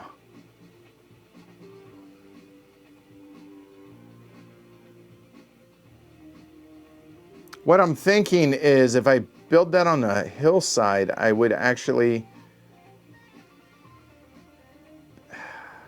because, well, wait, no, I'm thinking about this wrong. Never mind. I'm confused. Never mind. Thank you, Tor. I'm glad somebody got that.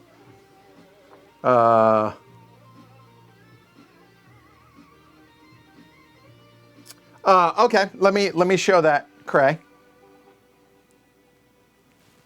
I think you guys can see that. Yeah, here. You know what? Actually, I'll do one better. How about I do this? There. So if you take a look at the windmill, it says that it has to be on coast or hillside, whereas my grain storage says coast, plain, or hillside. Okay? So hopefully that makes sense. Okay? And in addition to that, you'll notice that the coloring is a little bit different here between there and there. So I have, that goes into general, and that's more sand color, right? But it also can be in hillside, which are those. So there's that. All right, so now I will put my prior on there. And you know what?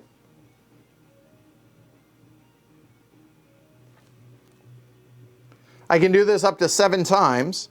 I'm actually going to do it 6 times. So these 6 are going to auto flip over to there. And I'm going to get 6 grain on top of that. All right. So if you take a look, so right there, I get, I'm sorry, flour is the technical term for that. So that will be 6 flour. I'm looking for it. There you go.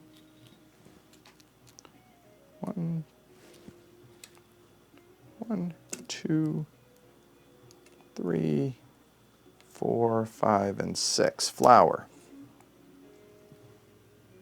There we go. So again, trying to maximize, right? Oh, nice, Dimitri. You're welcome. I appreciate that. All right, so now what? That was action number 1. Action number 2.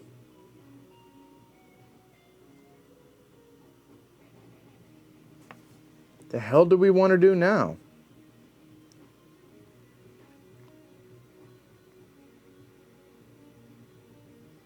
So I think I'm going to try and build the fishing village here. You know what? Check that. I'm going to put that there. It really does not matter. But I'm going to put the fishing village here so that they're there because I'm going to be trying to build up that way. All right. So there we go. And then I'm going to try and build the market town probably there as well. I can only do one at a time, mind you, but so now I have a bunch of heat, I have a bunch of food, so I should be good to go for all of that now, even though we still got a long ways to go before we need to worry about settlements. So what the hell am I trying to do? Build building so he can't. So that's good. So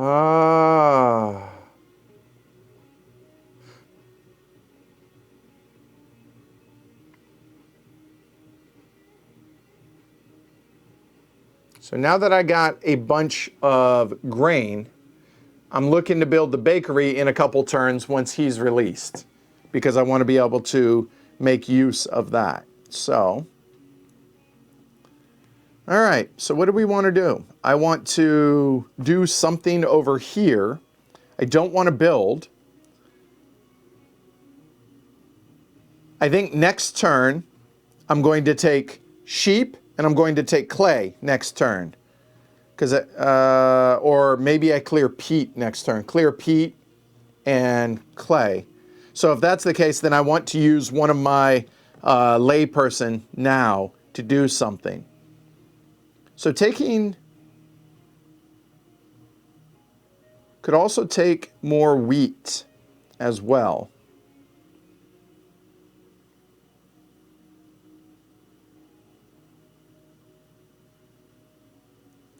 Coin sucks right now.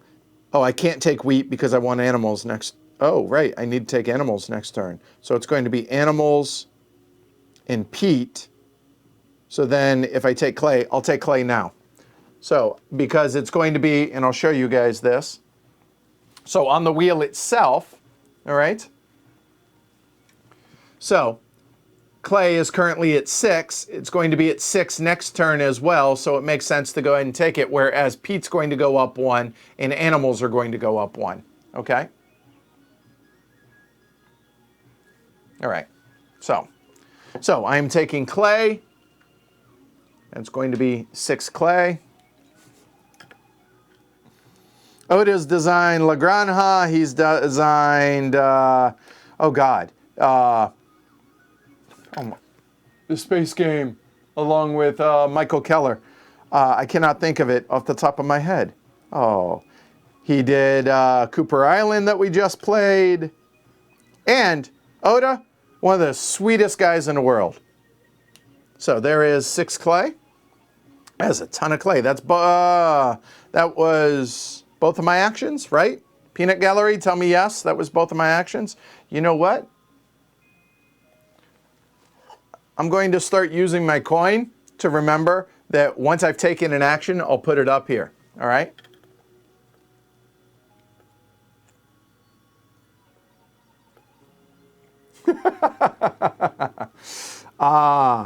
Was that both my actions? I think it was. Damn it. I mean, I don't mean to interrupt the promo expansion of 6 cards for La Granja, guys. Little help.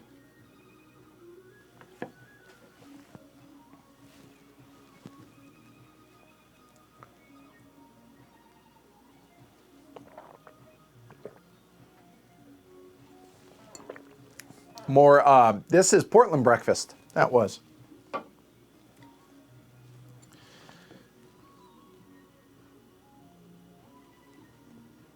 I think that was both of my actions. I'm going to assume it was. So I can't pull my workers back, sweep the leg. All right, so action number 1 is going to be farmyard. Be able to take animals. So that is 7 livestock. So that is 1 action. You guys still aren't helping me here.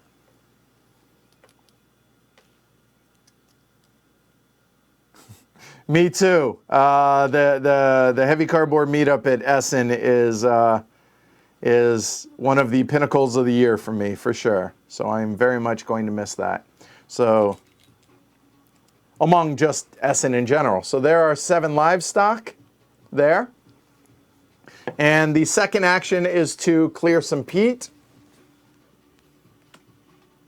And the peat will be 6 here. So I read some things that said people were just swimming in resources in the solo game and felt like they were crushing it, and come to find out they did not come anywhere close to the 500 points. I completely understand that feeling right now. There's 6 peat. I mean, I have stacks of resources right here. It's ridiculous. So, all right, that's both those actions. All right.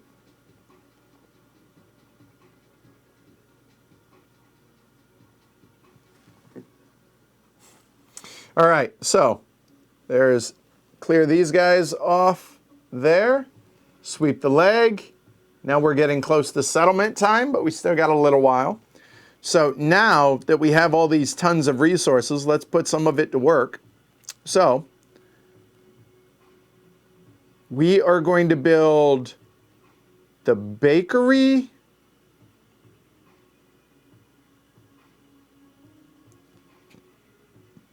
Or the fuel merchant. Hold on.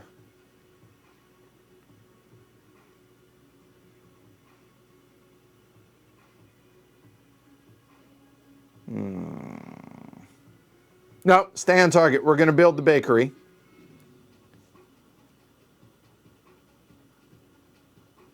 Yeah, we're going to build the bakery. All right. All right, so the bakery here requires 2 clay and 1 straw. And it's worth 4 and 5 points respectively, so 9 total, provided I put it next to a settlement. I'm going to. So 2 clay and 1 straw. So this, I'm either going to place it there or there. I'm still debating on that. So that's going to be 2 clay and 1 straw there.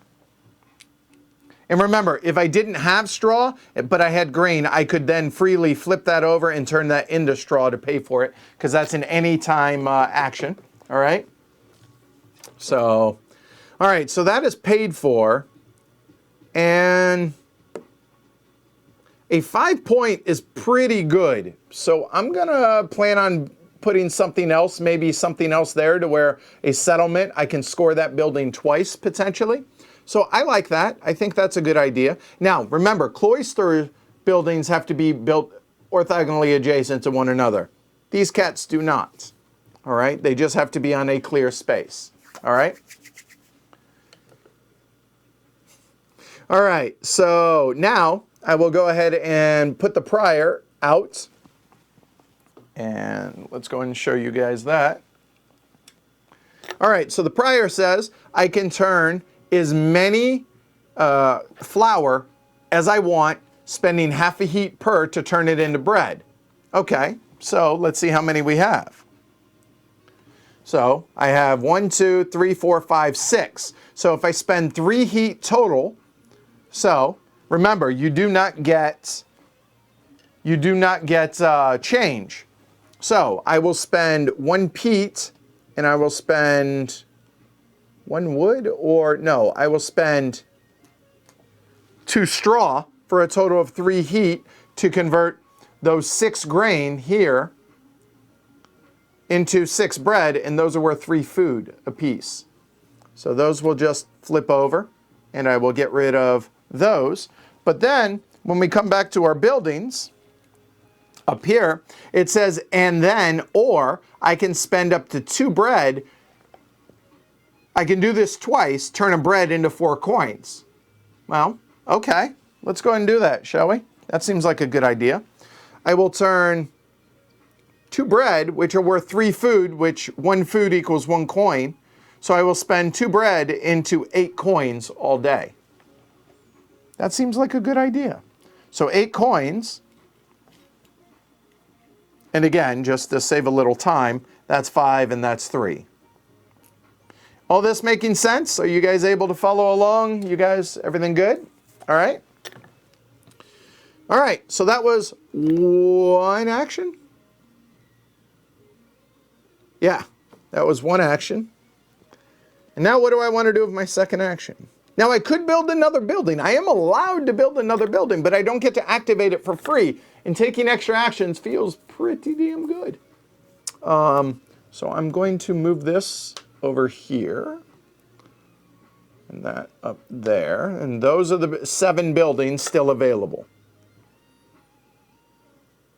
Because remember, whatever I don't build, he can.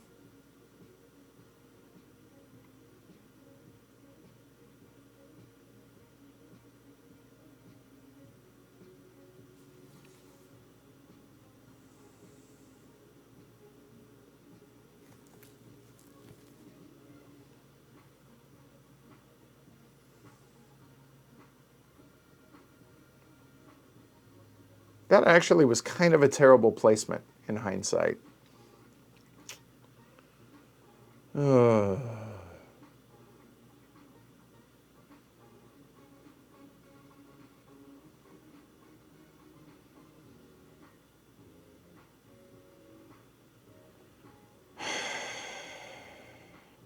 Let's bite the bullet. I got the money.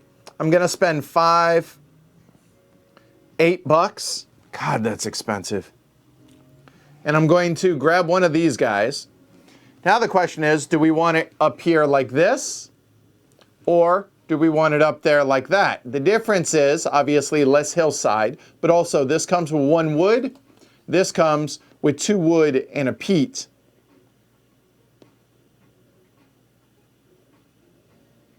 Or, I mean, I could put it down here at the bottom and push everything up as an option as well, right? But because I just placed this up here, I'm going to put it up top. And I don't have much by way of wood, so I'm thinking I put it there like so. Okay, so that is still my first action, but I need to populate that now. So we're going to put a wood on that, There are, let me show you guys this. There are little printed things up here. They're a little hard to see. Hold on. Let's do it this way. There we go. So, little printed for a peat bog and a couple right there for trees, whereas on this side, it's just 1, and the others don't have it, as you can see there. Okay. But I do want more trees because I want to be able to take more wood as actions. So, there is a peat bog, and these are double-sided, whether they are wood or peat. Okay. So there we go. Oh, good. All right. Well, we might play this multiplayer then, Jess. Cool. That works. All right.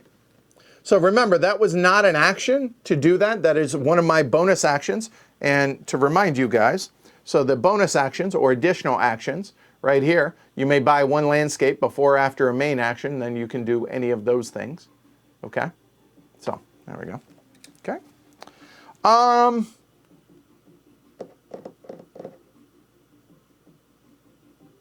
I mean, both of those cloister buildings are actually really, really good. But I definitely want to use my workers because I want to be able to unlock my prior. Oh, hell, I just realized that. The builder's market. I didn't even put 2 and 2 together here. The builder's market, you get stone.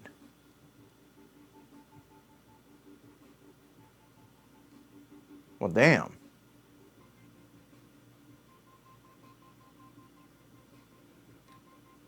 Huh.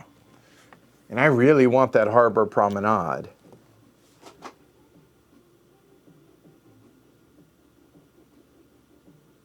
Huh.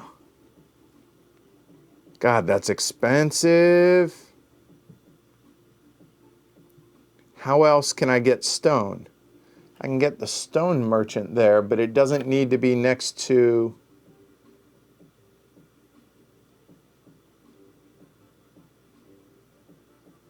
So the fishing village is going to go there. It's all about placing correctly, right? So my fishing village, I want to go here. Then one of the others, I think I want to place here. So that means I'm going to have another one down here below. But this harbor promenade has to go on a coast. So if that's there, I need to build one more coastline up here to be able to get the harbor promenade. And now I'm running out of time before it goes away, before he builds that. Because that's worth 7 points. So I want to build the harbor promenade right there. But it requires a stone to be able to build it. The only way that I can get stone is either by building the market here. I'm sorry, not that. Either by building the stone merchant here or going to there. And that's going to cost me 3 gold, 3 coins to go there. Whereas that costs me a wood, 2 food, and a heat. And I have a ton of food right now. And that would allow me to get a bunch of stone, which then allows me to also buy the market. That's it. The stone merchant has got to be the one. That's more important, I think. No, right now, if I use the Joker token here, I cannot get stone. Let me explain to you why I cannot use it to get stone. Because I will later on, but right now, the Joker token can only be used in lieu of something that you can actually get. So this gets me grain, that gets me animals, that gets me coins, that gets me clay, etc., right? Those are the basic resources, and then obviously peat and wood whenever I take that. Okay? However, there's no take stone action out here yet, so I can't use it to take stone. All right? So, yeah, exactly what Christopher Clark just said. Right. All right, so the stone merchant is going to be placed there or up here somewhere because I don't need it to score. So probably maybe right here. No, I don't want to place it right there. But I'm planning on putting, oh God, I need to clear one of these off. Oh, there's so much I need to do. Oh my God. So I have a second action. All right. So you know what?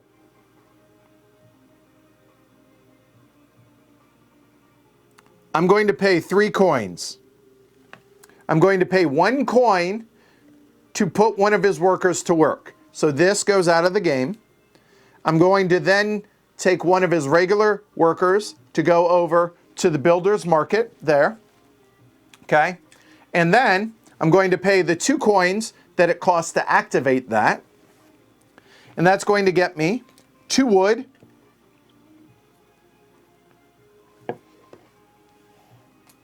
2 clay, a stone, finally, and a wheat. Is that wheat a straw, technically? There you go. Okay. So I have gotten, there we go. There's my stone, my 2 clay, my 2 wood there, and my 1 chaff straw. There we go. That was expensive, but... So that was my second action, because I did use a clergyman. I just paid him to use one of his buildings. Okay? Oh, God, does it? Now that's embarrassing. Now, see, now I got to go fix it. That's what happens when you use copy and paste.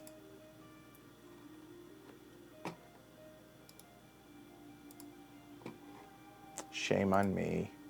It does. That's embarrassing.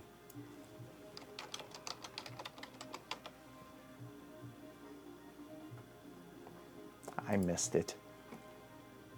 Bet you it doesn't say that now. Boo, shame on me.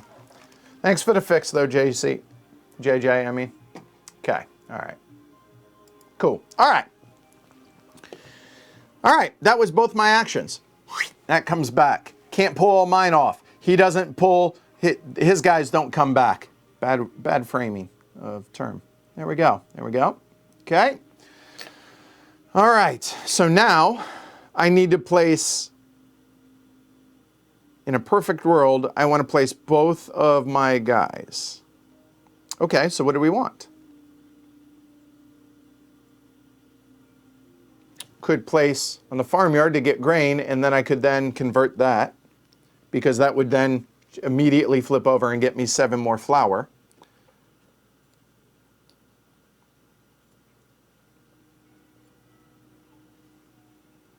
Coins and jokers are only worth 5 right now. Yeah, I'll do it up to that many times. Thanks, Chad. Appreciate it.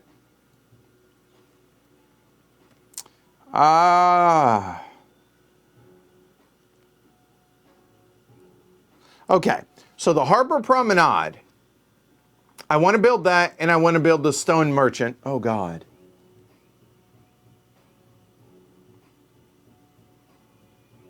No, I don't need the Stone Merchant as much now because I just got it. So this is the priority. But I need to be able to build it here. That's where I want to build it. Okay, that's got to be the priority. So I need 6 coins. How do I get 6 coins? Well, I have 1. And, well, there's answer number 1. That's going to be to leave the wild, take the coins. So that's 5 coins. Then I'm going to immediately add, so that's action number 1. And then I'm going to spend the 6 coins, 5, 6 there, to then, now these are going to go off camera. Or I'll leave them like this so you guys can see the cost. How's that? Okay. And I'll zoom out as needed. So I'm going to put it right there. And these can actually come off camera. There we go. There we go. All right. So that's 1 action. And I don't want to do that yet, or do I? Actually, no. I might as well get free stuff with the extra action. So, need to make sure that I have 8 food. I have plenty of food. I have plenty of heat, so I'm ready for the fishing village to be built. So I'm good to go. I'm prepared for the settlement. So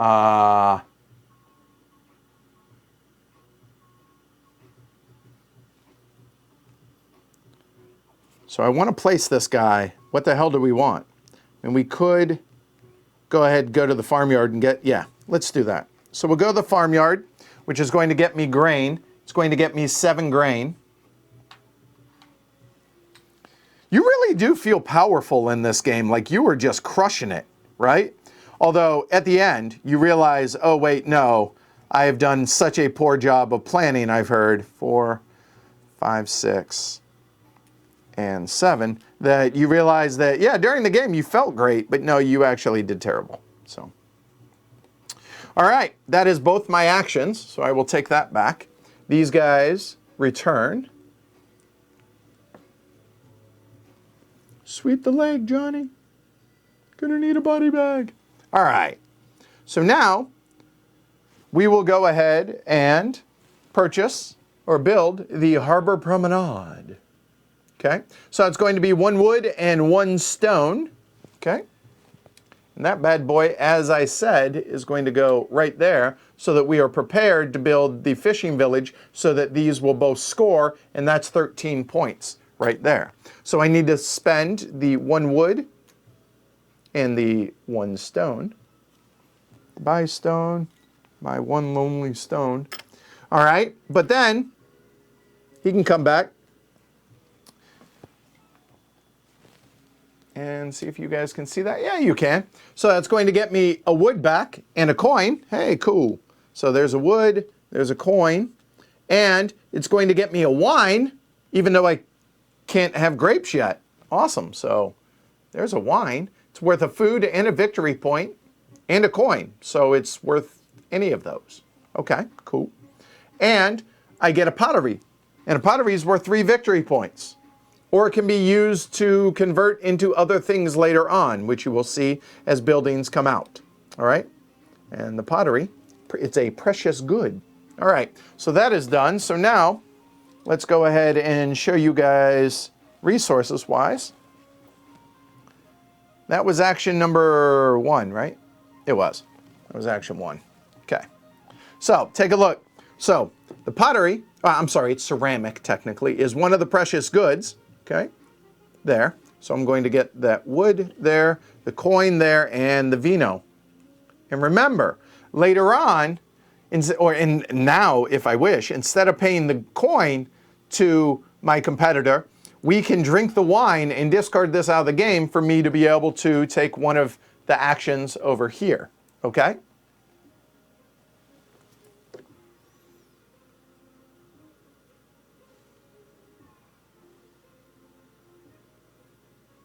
Correct, Ahmad. So it's a little inconsistent in that, but yes. So let me be clear.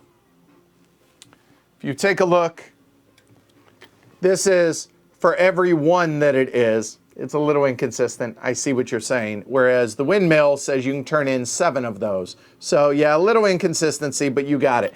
But notice it has the little border around it. So that means wherever the resource is. Okay? All right. All right, so that was action number 1. Action number 2. What the hell do we want to do?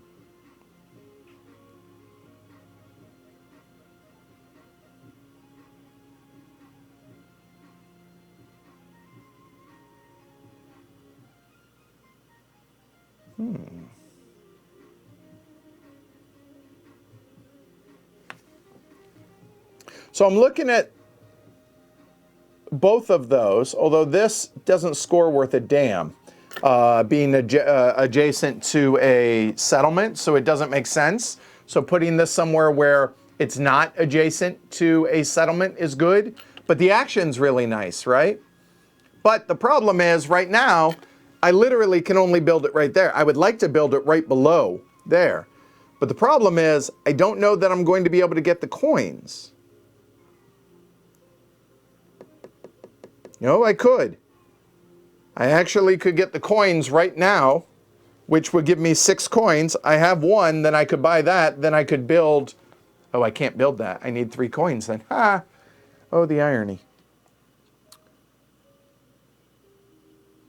I could then pay the wine to get 3 coins next turn to be able to build it, but it doesn't feel great. Remember, I'm going to be able to use one of these buildings as long as he has his prior available once we sweep past that. So I have 1 more action, 2 more actions, then the settlement phase.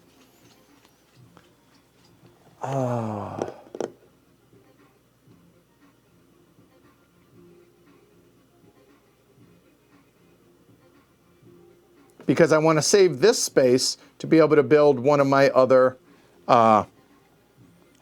settlements, right? So, I mean, I have a good spot here I have a good spot here, and I have a decent spot there for settlement so far. I also have this spot here for settlement, so maybe I forego putting a settlement there and I don't have to worry about it, and I just go ahead and score the higher point one. And it's only a difference of 1 point, and this is I can build right now. And use a building occupied by a prior. That actually is a pretty sexy building. Like the ability to do that action, right? And the other one, the market, I don't think there's any way I'm going to be able to build the market, unfortunately. So I'm losing that 8-point spot, unfortunately. Yeah, I think so. I think we go ahead and build the priory, sorry. But I won't get the extra. Let me check the order of operations for the settlement stuff. Give me just a second. It is return neutral player, right? If you have rotate, then he builds all remaining buildings. That's it. So I have 3 actions left. So there's no way I'm going to be able to use my prior beforehand. So if that's the case, I will go ahead and build the priory. Okay. So I will pay 1 wood and 1 clay, and I will build the priory, which says use a building occupied by a prior. Okay, I'm all right with that. I can't use it right now, but that's all right. It's 1 less building that he will take out of there, and it's one that I'm going to want to be able to use later on. Okay. So that was both my actions there. So there we will sweep the leg, and nobody's removing all their clergymen. So done. So I have 2 actions left. So again, I have a spot here, here, here, locked down right now for settlements, potentially. That's 3 of my settlement spaces. So I have this space and those 2 available to me to be able to build any other buildings that I may want to build to keep him from building. Now, I do not have stone, and I'm going to go ahead and take a peek.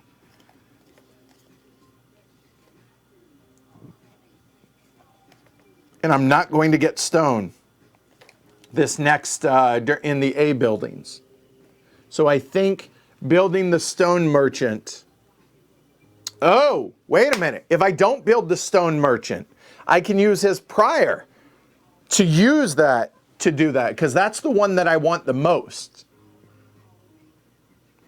So actually, maybe I let him build that, but it's a 6-point building. Damn it.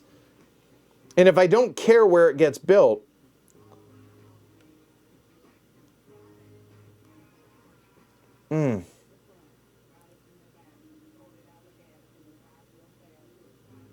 so I want something that's going to score well for settlements right here, which in a perfect world is the market.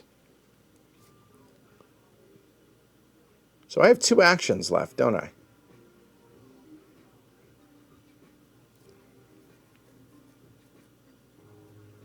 Oh, now I realize what I just screwed up.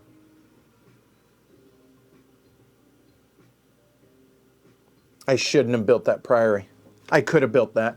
Damn it! Thanks, Christopher. Hey, Luke.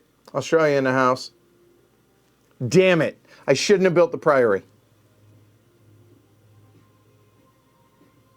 Because then I could have built that. Because I could have built this and then built that. Damn it. Oh, well. Spilt milk and all that. So, action number 1.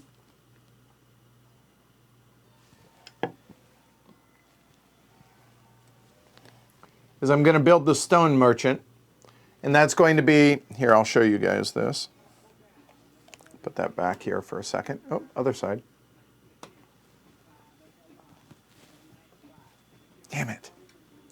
Aggravated. So there you go. So it costs 1 wood. You'll see it's worth 6 points, but it's not worth really anything next to a settlement. So I want to put it somewhere where it's not going to get a settlement, but I could have him do it. The 6 points. but I could activate that for free. And I can get 5 stone out of that. Which is more important, the 6 points? Or better yet, you know what? I want to be able to use this building. I'm not going to build that. I'm going to let him build that. And then I'm going to use his prior to build that, or to activate it for free for me.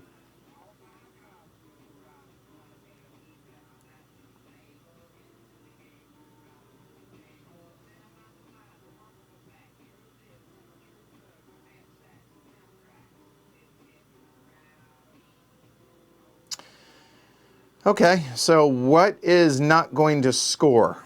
The peat kiln. I have 2 actions, right? I mean, I could build the peat kiln.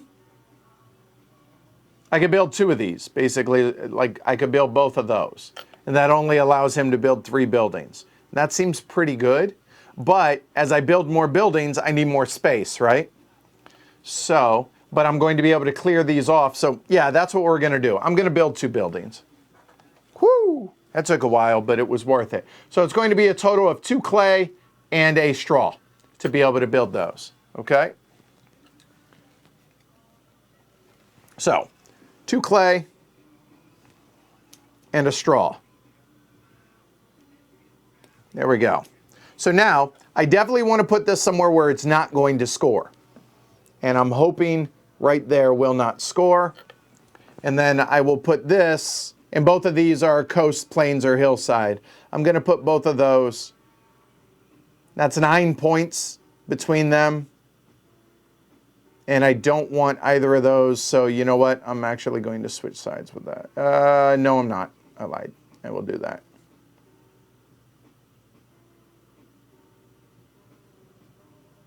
Done. There we go. So that is both those actions. So now, here we go. So I want to make sure I get these in the right order. Return your or the neutral player's clergymen, should they all have been used. They didn't. Rotate the production wheel. Whoop. Okay. The neutral player builds all the remaining buildings. Okay, so let's take a look at his board. So it's going to be these 3 buildings out here. Okay. All right, so the cloister building doesn't have a choice. Has to go there. Okay. He's not going to build any settlements, so there's no adjacency here. It really doesn't matter there and there. So that's fine. Doesn't matter exactly where. They just got to go into empty spots. Now, optionally, place the neutral player's prior onto one of the newly built buildings and pay the work contract price to be able to use it. I said for free earlier. Well, I still have to pay the work contract. So I'm going to pay the coin, and then his prior is going to get to work at the stone merchant for me. So I need 2 food and 1 heat. I can do that up to 5 times. So 10 food and 5 heat. 5 heat looks a lot like 2, 4, 5 heat, and then 10 food. And so we will go 3, 6, 9, 10 food. Okay? So paying that, that's going to get me 5 stone. Okay? How much weight is 5 stone, by the way, for those scoring at home? How much is stone in general? Like a stone? You guys know what I'm saying. All right, let's start that back over, shall we? I was kind of digging that. So 5 stone. 1, 2, 3, 4, 5 stone. So to me, that feels like the most efficient use of that building instead of me trying to build it and being able to build 9 points as opposed to just the 5 or the 6. I think so. All right, so that is done. All right, now, if he had all 3 of his clergymen out, now he would pull them back. He will not. Carry out the settlement phase. All right, so the settlement phase is this. Move the building marker to the next letter. Okay. All right. So we now move this over to B, and B is right there. So you'll notice that we only have a handful of turns before we get to B now. Okay. And then after that, each player may build a max of one settlement and buy a max of one landscape or orchard. Well, I'm not going to build any, he doesn't, it's just me, and then put out the settlement and building cards. Okay, so we have already discussed that I am going to build the fishing village. Remember we discussed this? All right, 10 to 12 pounds. Thank you, Martha. All right, so I'm going to build this fishing village. Okay, so that's going to be 3 heat and 8 food. A peat and a wood. That's 3 heat and 8 food will be 3 bread, 3, 5, 7 there. You guys can't see that, sorry. And 8 food. So 3 heat and 8 food. I get to build the fishing village. A moment while I put these up.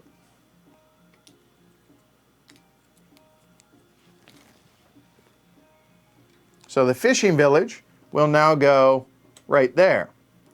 So at the end of the game, this fishing village is worth 4 points by itself, but it's going to score 6, 6, 5, 7, and over here,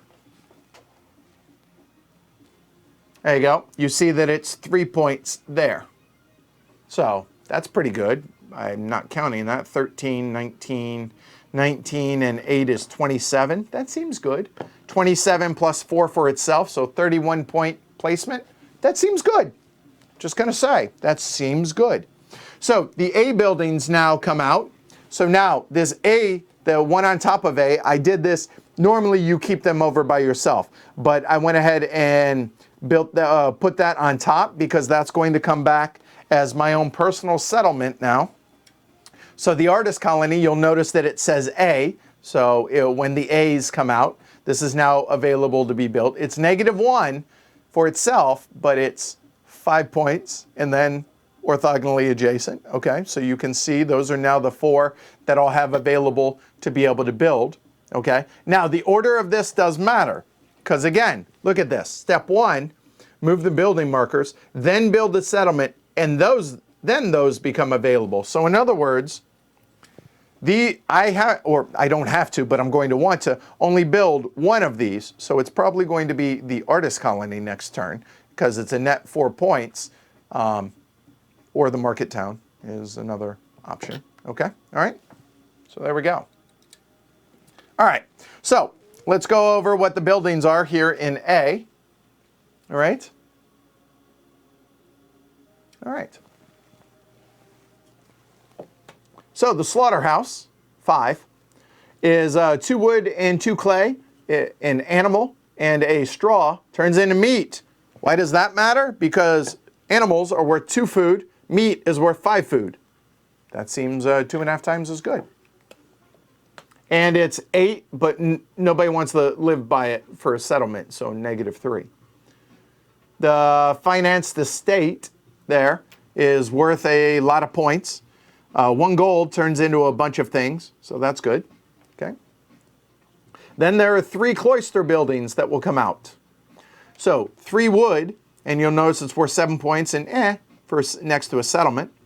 And then stone can be then smelted into something, some ornament. Yeah, it's an ornament. There you go. And clay can be turned into ceramic. Both of those are precious goods and worth victory points. But they're also going to be worth these things at the end of the game, or potentially you can turn them into this later on, which are worth 30 points.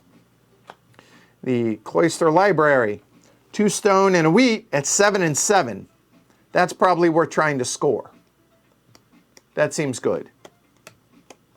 Coins turn into books, and then books can turn into meat and wine. Okay. And the cloister chapter house, 3 clay and a straw, you get 1 of all 6 basic goods. All right? All right.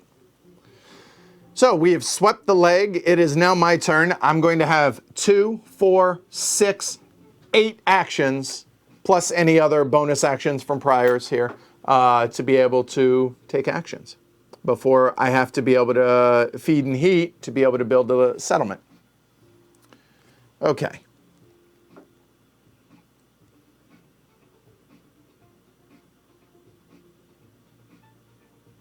So I definitely need money. We've established this. So I can get 7 coins to be able to buy that, which is going to be important because I need more landscape because I'm looking at those cloister buildings.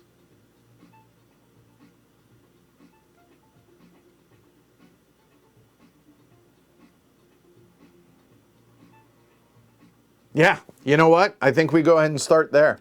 So I will go to the cloister office, which is going to get me coins. I'm going to use the joker, which is going to be worth 7 coins. So I'll put that there.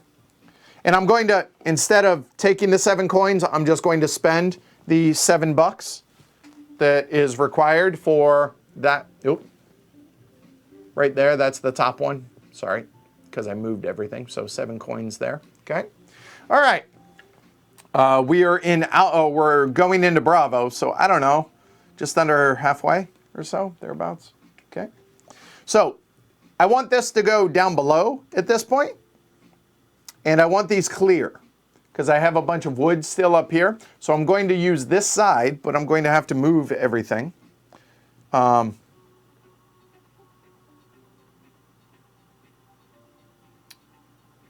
I guess so. All right. I didn't plan on this, I'll be honest. So move this down a little bit. There we go. So I will put that there. So I now have all of those spaces available, except this comes with 1 forest. Okay? Yes, it can. The priory. Use a building occupied by a prior. Not my prior, but a prior. Meaning I could use a building occupied by that, so I could re-trigger that if I want. Yes, by putting one of my workers onto that. There you go. Yep, Eric. All right. So I've done that, and now, as I said, I definitely am going to want to score that cloister library, and that requires 2 stone and a straw.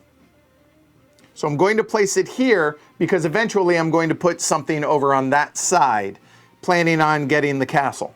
Okay? I don't have any coins right. So I don't think building right now makes a lot of sense. I do have a ton of animals. Turning them into meat seems really good. And by a ton, I think I have 5. Yeah, I have 5 animals. I could get 6 more, and then, but I need wheat. Whoo. Wow. That's a ton of meat, man. Oh, what do we do? What do we do? What do we do?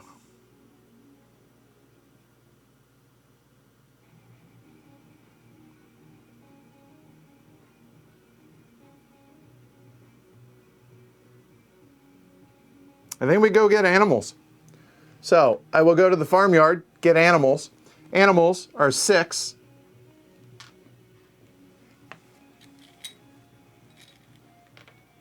Two, 3,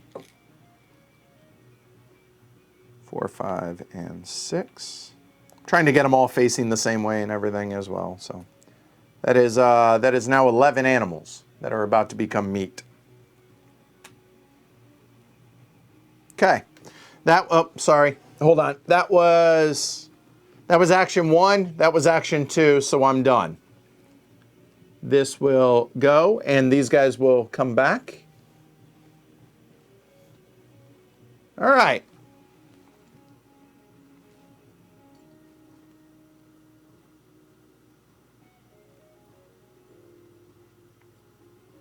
So what do we want to build? I don't have any coins yet, so I'm going to wait to build that. I'm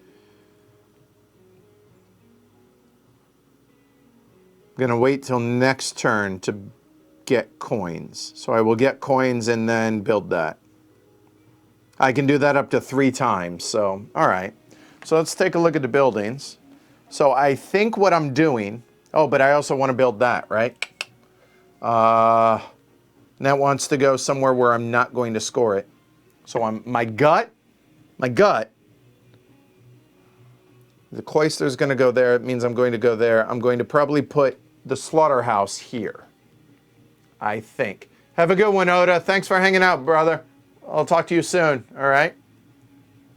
All right. So I think I'm going to build the slaughterhouse here. So the slaughterhouse there, because the -3, I don't want to count that.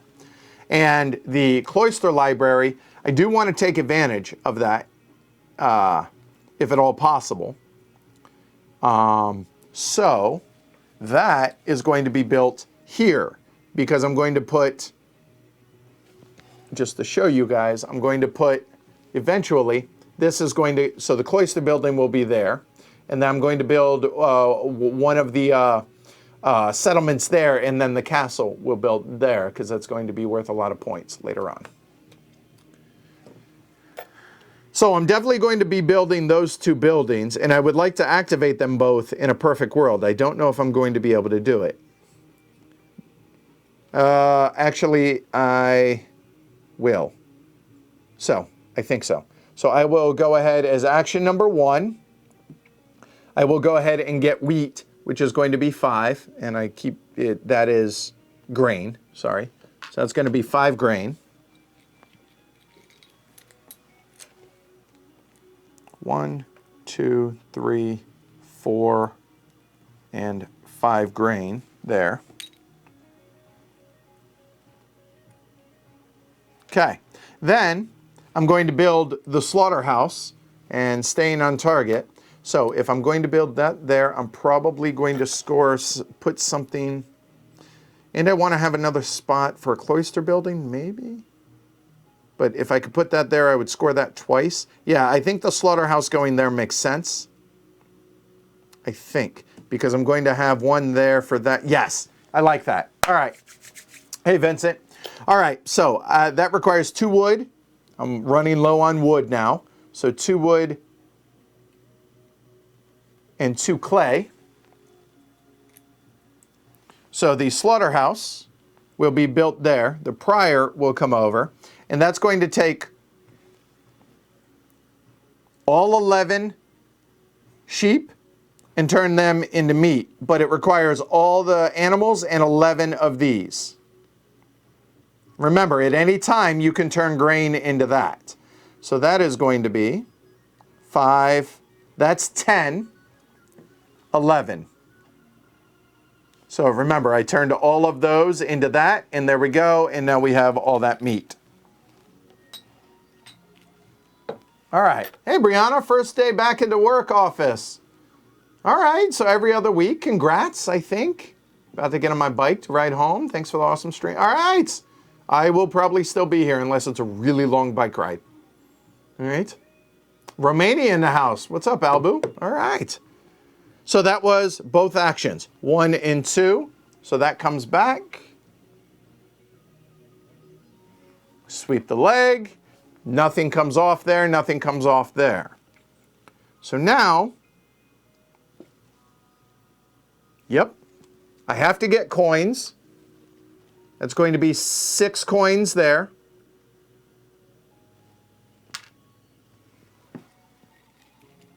So that's 1 and 5.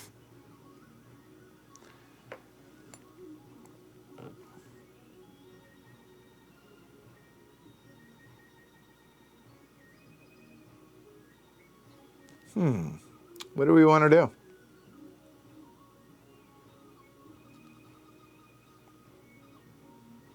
Oh, I just realized if I don't take wood, I'm going to be forced to take wood here real soon. So 9 versus 10 wood. I don't have a whole lot. I can't activate any buildings. I have a coin, but I need the $6 to be able to buy this stuff. So I guess we're going to go ahead and clear wood. Which one? So let's see. Again, I'm building. I'm going to be, let's see, we got a settlement there. I'm going to try and put a settlement here, a settlement there, possibly. So I think we clear this one. There we go. So that's going to be clearing wood. That's going to be 9 wood. That seems good. Remember, if that leg sweeps something, it permanently goes away. Can't take that risk. And we're running low on wood anyways, so there's 4, 5. That's 5 of it.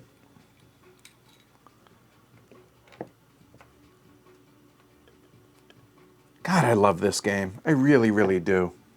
And I'm really enjoying this solo. I'm like thoroughly, because even if I end up getting destroyed, I feel like I'm doing really well. Like I feel like I'm having fun with this, right? And you see your tableau building, and you're doing all this. Yeah. So, all right, I cleared wood. That's one action, or that was both actions, wasn't it? Because I got coins as the second action. There you go. I forgot to put it out. I was busy playing with it. My bad. There, and there. 2 actions. Action number 1 is going to be the cloister library. Cloister library is going to go there. It must be adjacent to another cloister building. That requires 2 stone and 1 chaff, or 1 straw. Okay, that's 7 points and 7 points, but now up to 3 times we can turn coins into books. I don't see a reason why not. Or wait, hold on.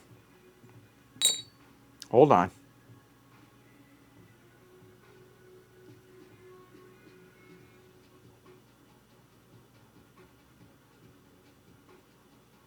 Yeah, let's go ahead and do it. So what I'm going to do is I'm going to turn this 5 coins freely. And again, I was just doing it to save time. And I'm going to turn it into 2 coins because I just spent 3 coins, right?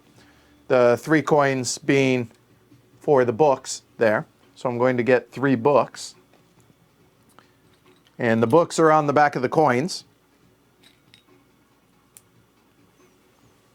So we have 3 books now. And then, if we want, and I don't know if I do, honestly, I can turn a book into a meat and a wine.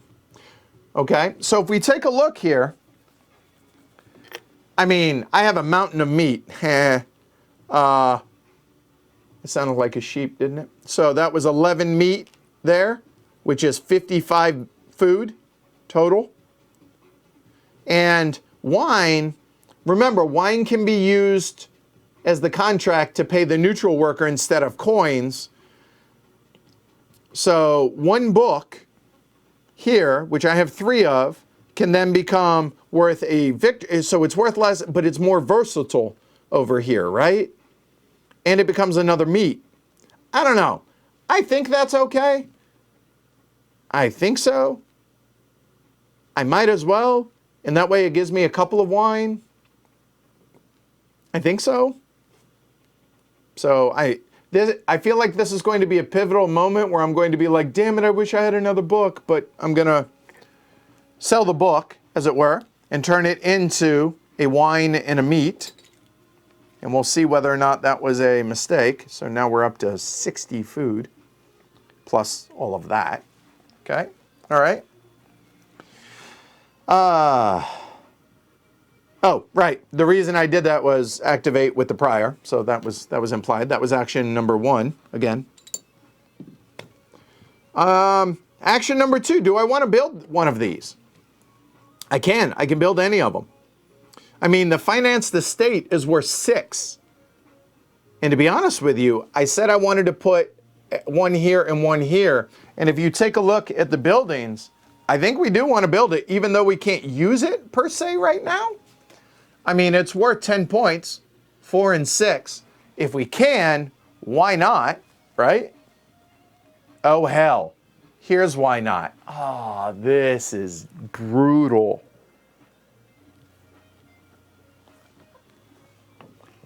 If I don't use this guy, I won't be able to use one of the buildings as an extra action.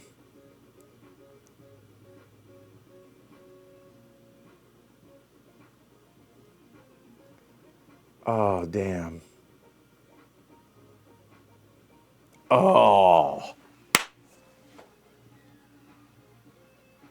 Oh, that ain't that a glory to Rome on that. Damn it. There's the first tricky spot. So I have 1 action left. So the question now is, do I build this for 10 points, but I can't use it yet because my prior just got used? Or do I pay a coin to activate something over here just to be able to get these off to where then I can activate one of those two buildings? And it would probably be this one. It would be the Cloister Workshop. Almost assuredly, it'd be the Cloister Workshop. So that lets me turn clay into ceramics and then turn stone into an ornament. And I would, in a perfect world, I would like to do that at least, I can only do it once. So I definitely want to do that. So do I forego the 10 points then that I would get for that? Son of a... I don't know. What do y'all think? So I either build this or I use a worker just to do something. And what would the something be? I mean, I could get 8 clay, which I'm going to need clay for that. I could do it to clear peat, 7 peat, which I'm running low on heat over here. Oh.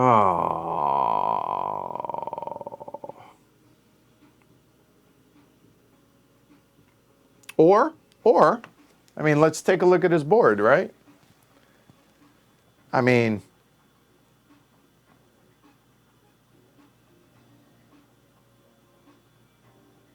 I could get a grape and then, that's not really that great right now, but this one's kind of interesting. 4 different goods. So I could turn a clay, a wood, a peat, and a straw into a bread and 7 coins. Right now, I'm saying. That's kind of tempting. And then, on top of that, that would allow me to then be able to also use this, but I would forego the 10 points for that, for the extra building. What do y'all think? Help me out. I'm asking for input, guys. So, those are our 2 options. We either trigger the market to be able to get 7 coins and some bread. And if we do that, that means we're also going to be able to pay another coin to then be able to trigger the Cloister Workshop with his prior. So I'll be able to do both of those actions. Or I forego both of those and I just build this for 10 points. I feel like the former is better than the latter, but I mean, come on, chime in, guys.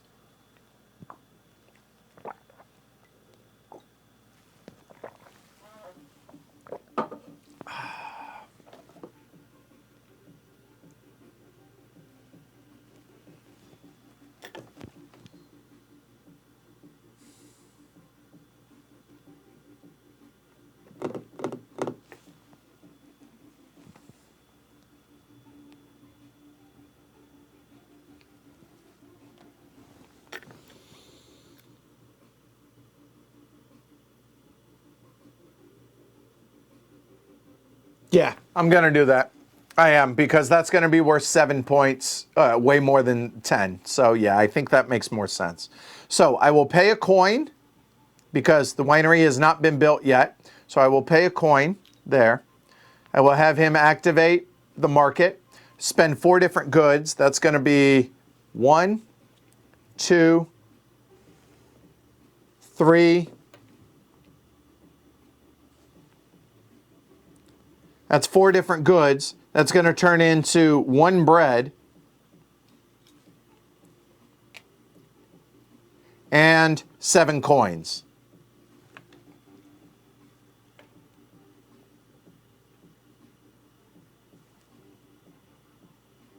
And yes, if I could get it next to... Ooh. Ah, damn it.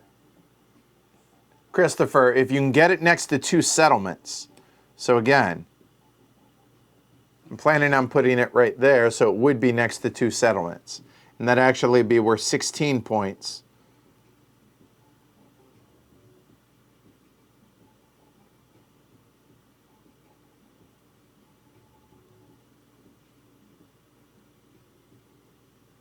Damn.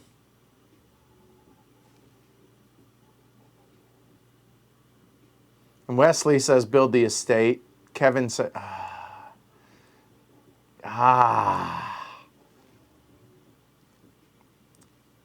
Yeah. 16, that's worth 7. 10, that's worth 13. That's worth 20. Nope, I'm going to stay on target because this is going to be worth 13 and that's worth 7. Yes, I'm paying goods to do it, but that's worth 20 points versus the 16. Whereas but that only requires, oh, damn it.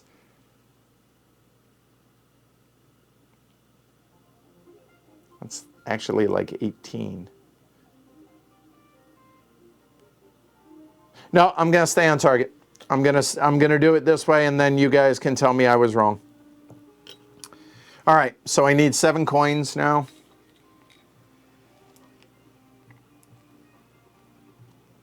There, so that's done.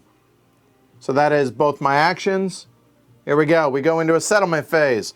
Return neutral players. And mine, but no. Okay. Rotate the wheel. Done. He places all remaining buildings.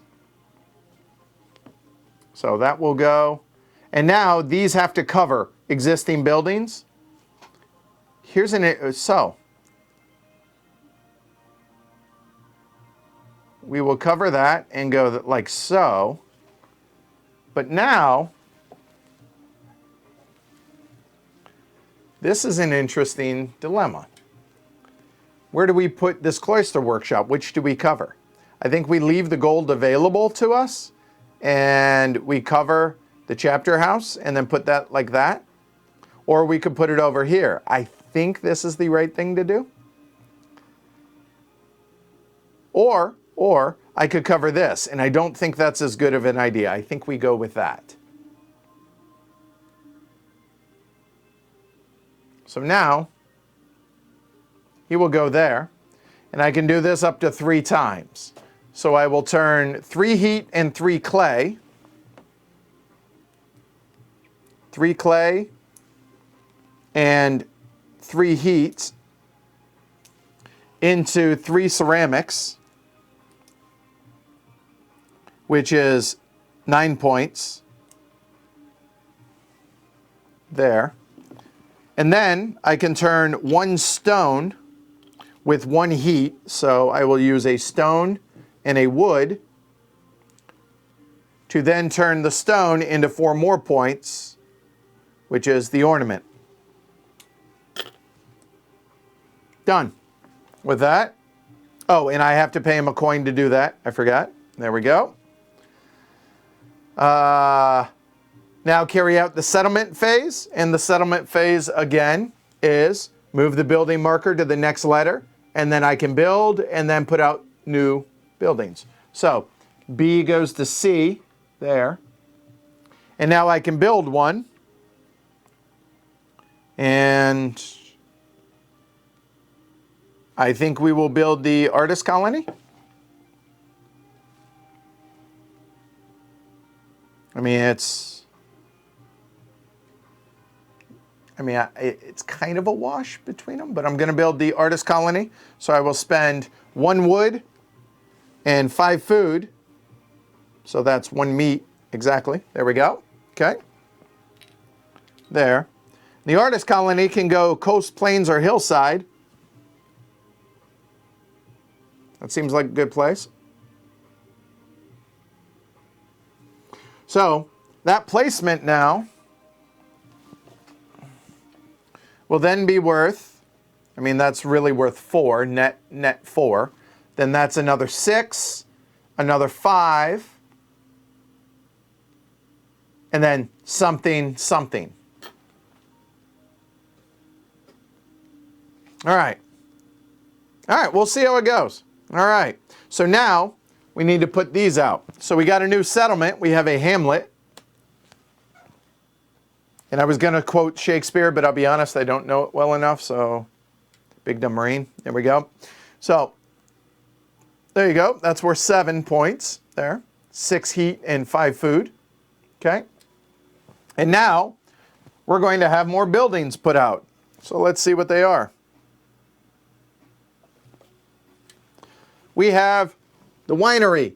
And when that comes out, remember, then this is going to flip to be worth, or it's going to cost 2 or a wine.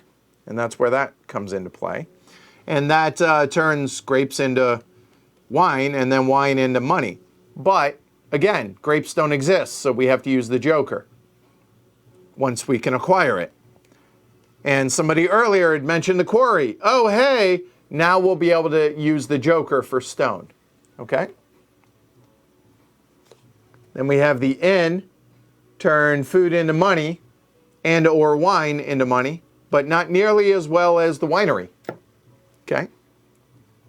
Then the Chamber of Wonders, 13 different goods into that for 30 points. All right? 13 different goods. Let's take a moment. 13. 1, 2, 3, 4, 5, 6. 7, 8, 9, 10, 11, 12, 13? Question mark? That's worth 30 points. So keep that in mind. Okay?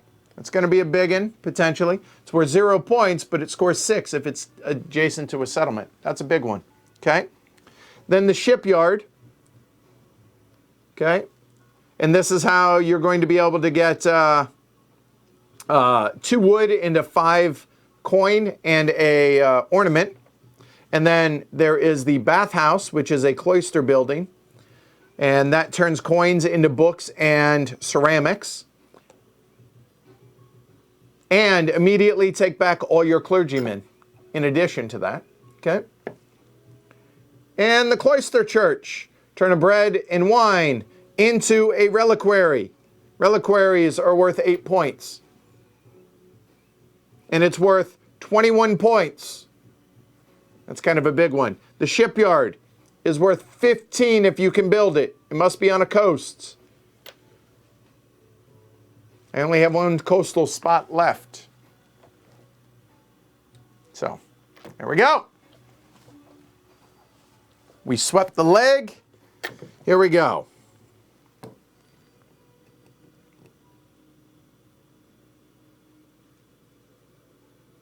Whew, man.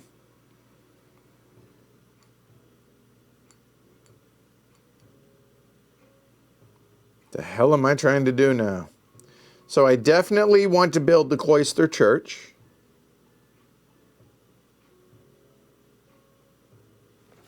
And let me see that. And the cloister church would have to be placed there or, there. That's where we want it. All right. I'm going to pay $6 to go ahead and build this, and we're going to zoom out. Where is a moment? Oh, it's hiding. There we go. There we go.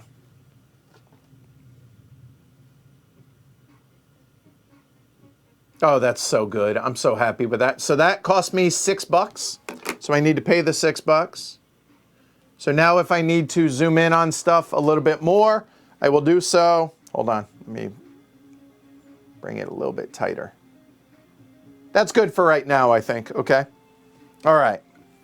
So that was not an action. I only have 2 stone, so I need another stone.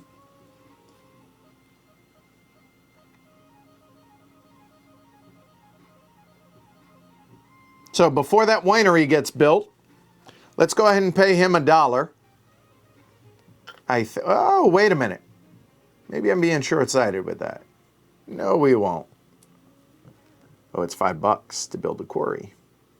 And I don't want, oh, right, and that's got to be on a hillside, on a mountain. Sorry.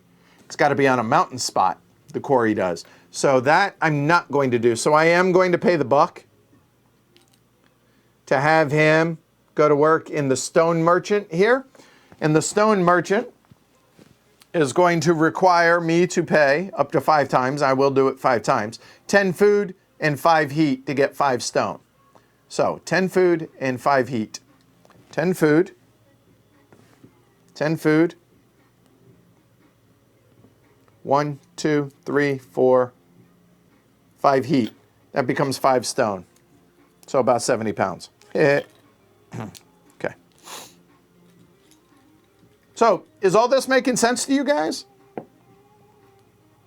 I mean, I feel like I'm talking through all my actions and the why on everything pretty well. I feel like I am. I just don't know if it's entertaining or not. Are you not entertained? We got some Ronald Yankees in the background. All right. So that was action number 1. And now I need clay.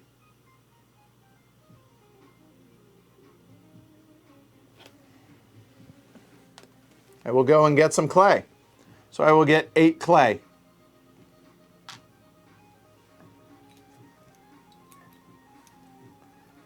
One, 2, 3, 4, 5, 6, 7, and 8 clay.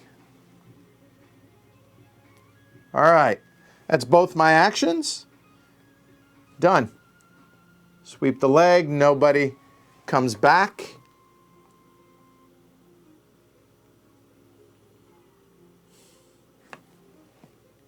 So I'm set for that.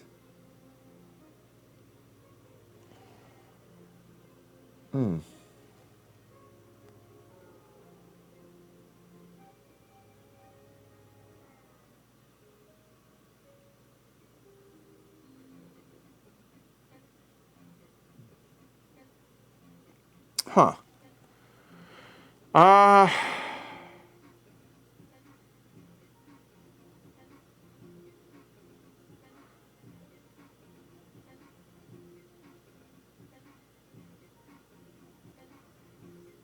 I mean, the shipyard's nice, but I really don't need it. As far as being able to activate the shipyard, so I'm thinking about putting it up there and just building it. I think I'm going to. I need a total of 9 clay for, yep, perfect. So I'm going to, we're going to build the shipyard now on the coast, all right? All right, so I'm going to spend 4 clay and 1 of the stone that I just got there. And that's going to be the shipyard.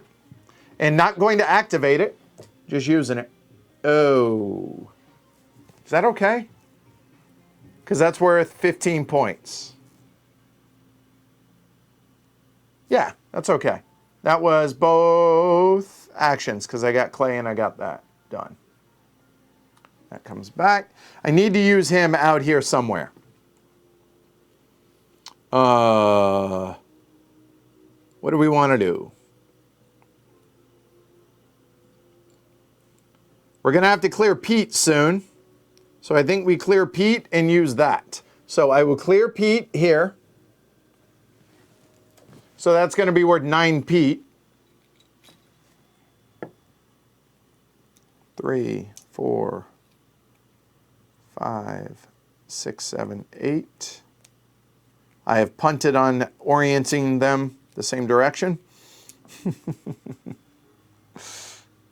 So that is 9 Pete. And that resets. That's action number 1. Action number 2, this has got to go out.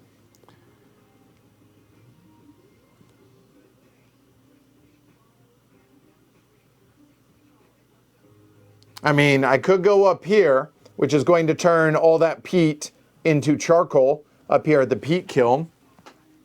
So let's go ahead and look at my buildings a little bit here. And let's go over things. So here. I didn't have this exactly where I wanted. I didn't know, so. You know what? Here. We'll do this section by section. So up here, I could do this. I have some wood. I could. I mean, it's 5 coins and a ornament. It's not bad, right? Okay. The harbor promenade is okay. Whatever. Okay. This, I don't have any flour, so we're not going to do that. And the windmill, which is further down this way, I don't have any grain. So then looking up here, that's the leader in the clubhouse right now. Now that I just got all that peat, turning it into charcoal and into coin, I would get. So that's not bad. I could turn a bunch of heat into cash. That's an option, okay? I could turn one coin into, nah, I don't want to do that. I could take gold. I could take any of the other regular resources. Gold gets me 5 gold. I do have a joker, but stone is still not available. So, honestly, I think we do the peat coal kiln. I think so. So we're going to get an extra charcoal, and we're going to get an extra gold. There we go. And then we take all the peat, and it becomes peat coal. I keep calling it charcoal, but you get the idea. So, I mean, it's a lot of heat. That seems good. I feel like it. So that's both my actions. So this will go. These guys come back. All right. So now that these guys are back, we need bread and wine. I have 2 wine. I need 1 more bread. Son of a... And I don't have grain to make... Aha. See? All right. Oh, yeah. This plays 1, 2, or 3, or 4 players.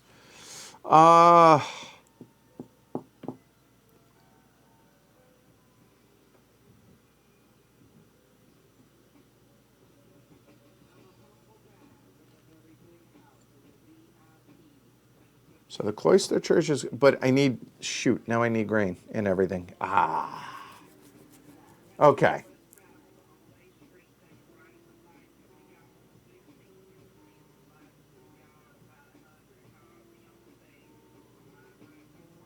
I think we get grain. I think we go and get grain. So that's going to be 6 grain there.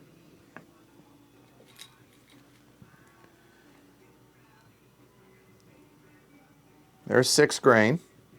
So that's action number 1.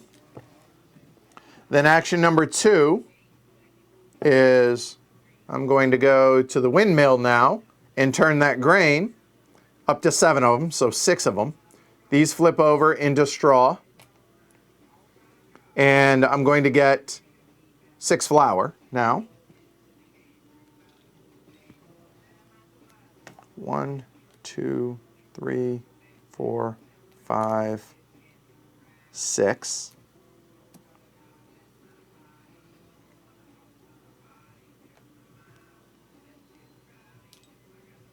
So that's both my actions done. These guys do not come back. But now that we have that, so...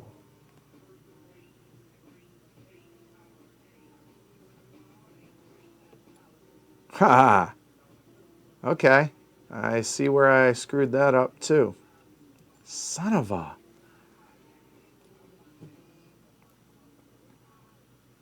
Well, hold on.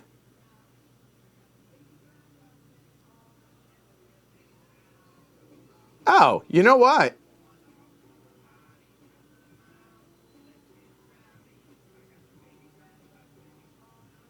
Ooh. Action number 1. We're going to build the bathhouse. So that's 1 stone and 1 straw. So 1 stone and 1 straw there. In the bathhouse, oh, I cannot. Huh.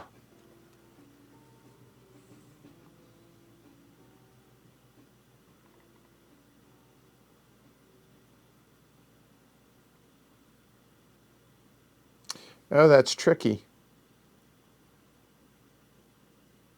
Oh, that's so tricky.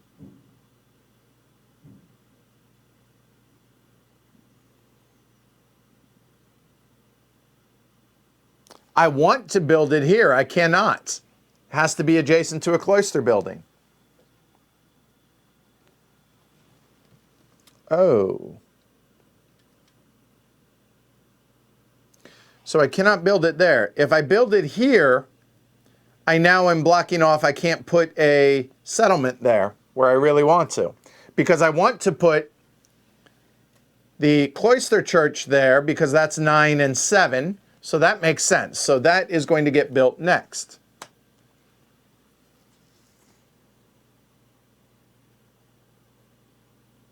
And that's on the coast, hillside, plains.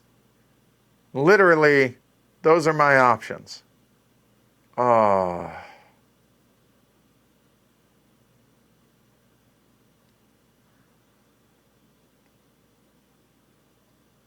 Plan better, Edward.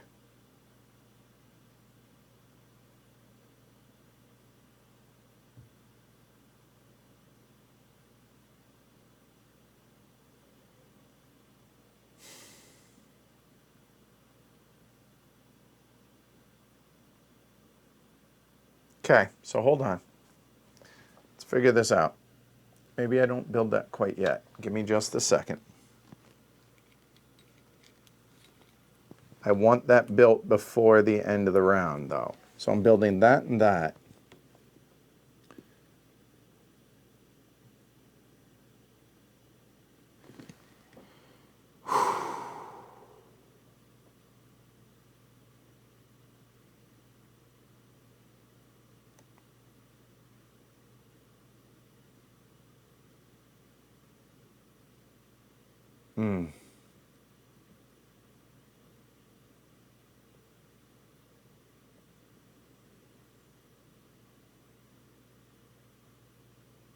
So what I'm thinking about is getting money to be able to buy that, okay? So the best way to get money, I have all this heat now, right?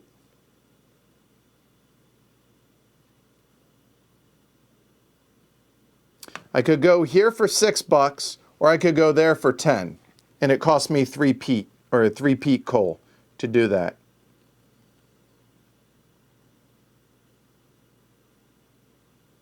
For $4, 9 peat coal, I don't think that's worth it. I think I'd rather just get the $6. Or I could get 7 by taking the joker.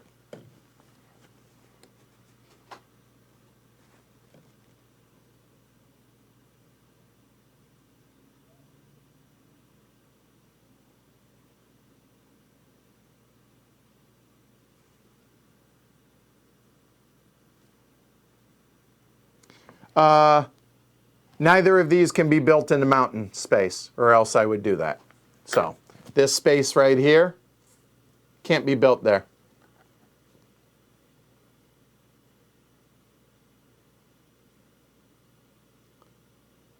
Or I could build it there,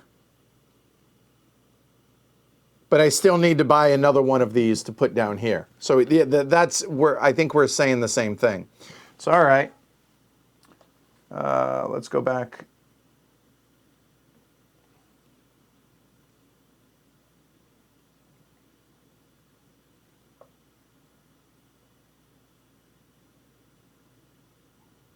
There we go.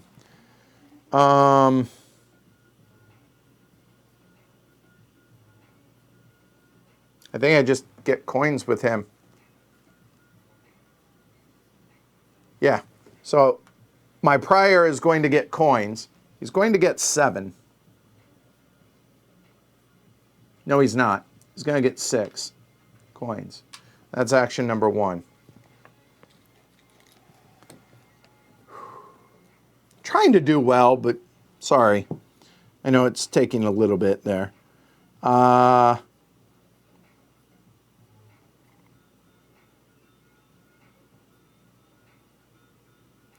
And you know what? I'm going to pay one of those coins for him to do something over here. Oh, now this is an interesting idea. I could actually have him get more gold to get 7 more.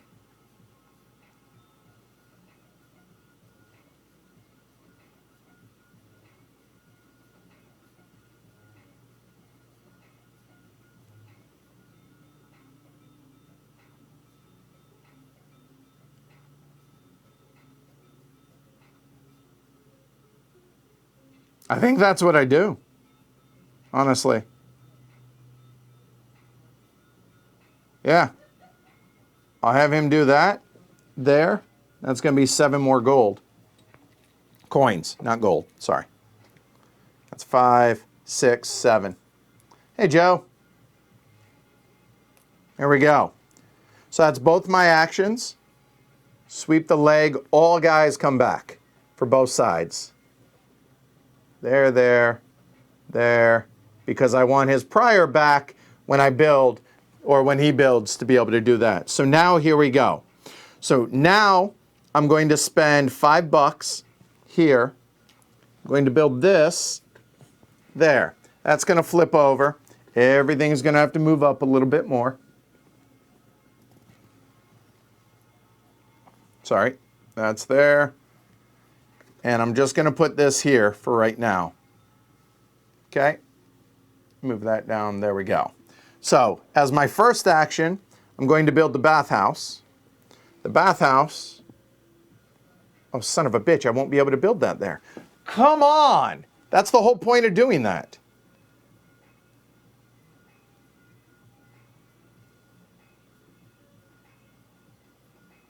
There's no way to do it. Okay, I just realized this. So maybe I don't have to buy that right yet.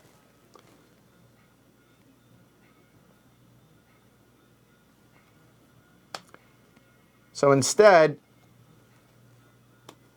I will build the cloister church. And I will take my 5 coins back for this right now. So I will figure that out in a little bit. So that requires 5 clay, which I have 5 clay left. That's it. And then 3 stone. 1, 2, 3 stone. And then my prior will go. No, the order of this does matter. So my first action, I will build the bathhouse. And that's going to be a stone and a straw.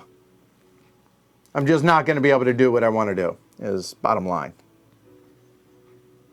So I'll forego that, I guess. You know what? There it is. How about we do this? This might work. So I'll build the bathhouse up there instead. So we'll drop this back down.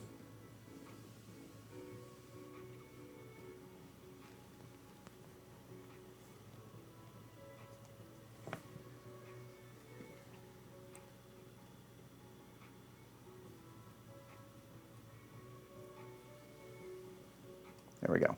Normally your tableau doesn't get quite this big, but again, in a solo game. So there we go. So action number 1 is going to be, oh, I can't build that up there. Durr, hold on. Son of a.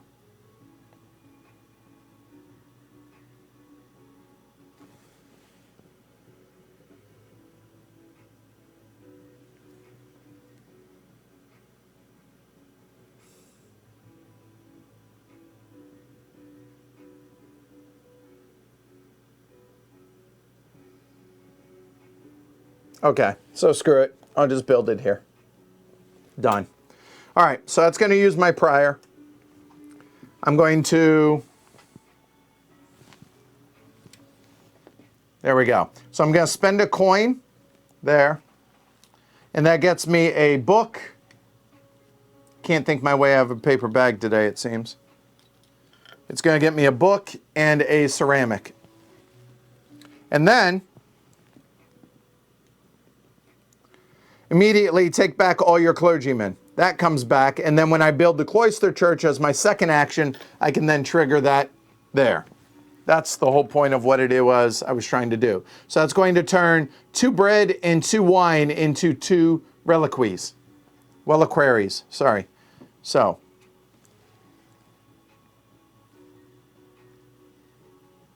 there, and 2 wine there. That's going to be 2 reliquaries. Hey, that was way harder than it should have been. Sorry about that, guys. That's both my actions done. So we go in now, there, nobody comes back. So now this will flip over because the winery is going to get built. All right, So, return or rotate, neutral building, neutral builder, or neutral player, oh my, is going to build all 4 of these buildings. Bathhouse is now. Yes, I know. So the quarry I definitely want available. The Chamber of Wonders I may want available. And then I have these 2. So these 2 have to cover any 2 buildings that are not cloister buildings, because they are not cloister buildings. All right? So what do I not see myself ever really using? Ever. I mean, now that stone is available, I don't think I'm going to ever use this, but I do have a ton of heat and a ton of food, so just in case, maybe I leave that available. Honestly, I think those 2 get covered up. I just don't think I'm going to use them much. So there's that, and there's that. All right, so now I can pay 2 coins if I want here, because the winery is now built. I can pay 2 coins, to have him use this, which turns a food, 1 food into, or 7 food into 7 coins. And then I could turn wine into coins. I don't have any wine anymore, so I could do this. 1, 2, 3, 4, 5, 6, 7, 8, 9, 10, 11, 12. No, I can't do that. I don't have it. Not doing that.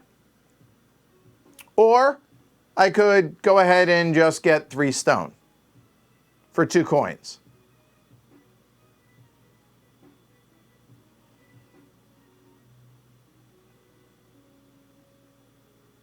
I don't know. What do y'all think? And no, the 5 gold versus 5 single gold, you can always exchange freely. Correct, Eric, you nailed that. So,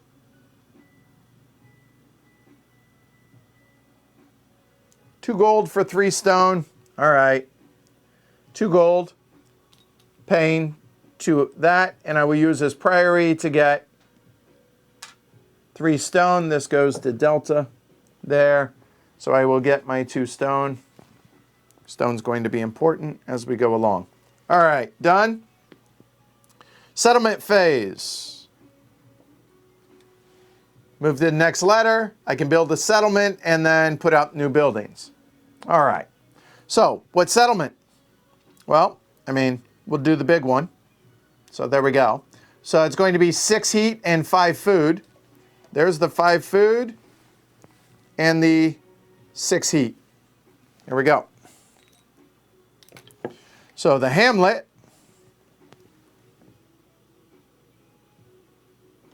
go ahead and build that right there. So that's going to be where 7, 14, 14 and 9 is 23 plus something here, and then if I build something down below it. Okay? All right. So, new buildings come out. Here we go. So the village becomes available for settlement.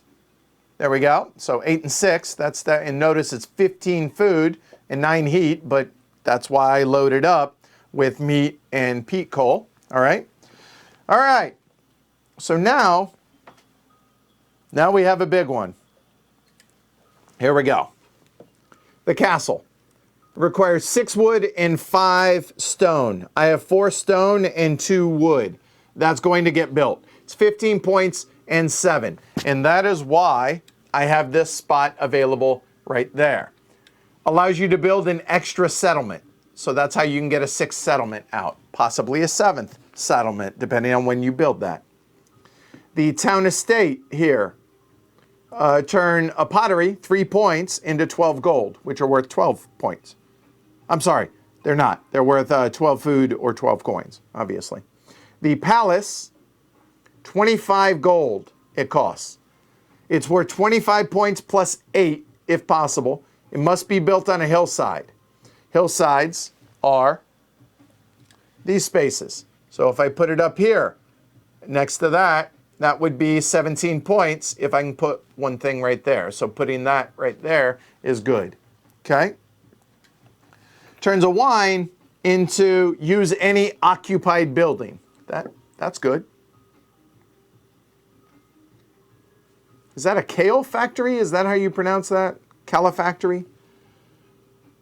Spend one coin and carry out fell trees and or cut peat action.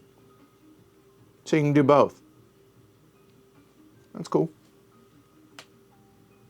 And the shipping company, turn 3 heat and use the Joker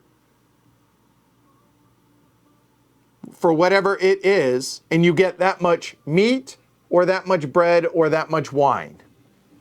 Okay? All right. So the palace has got to be a priority. I have 11 coins right now. All right. So we already swept the, we did not, we did. We just swept the lake. Oh, and he did that right during that. So there we go. All right.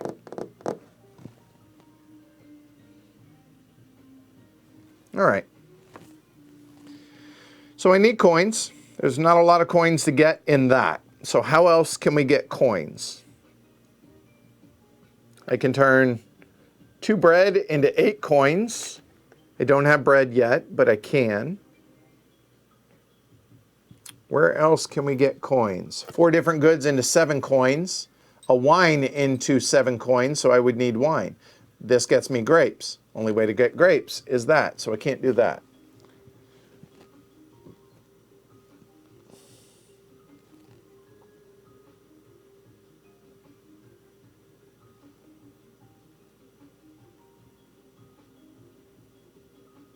And that would allow me to turn grain, flour, into bread, and then bread into 8 coins. 8 gets me to 19. And we have enough time to be able to do that, so I think that's what we do. So we go up here to the bakery. So an unlimited amount of flour. So that's going to be 6 flour. That's going to require 3 heat total to do that. So right there, it's a little hard to see, so there we go. Requires 3 heat total, so that'll be 1 peat coal there. It turns all those into bread, and then 2 breads into 8 coins.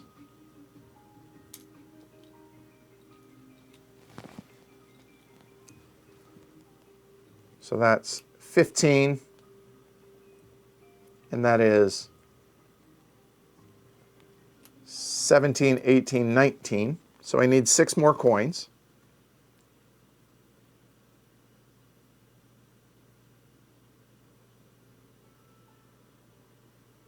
And so that was action number 1.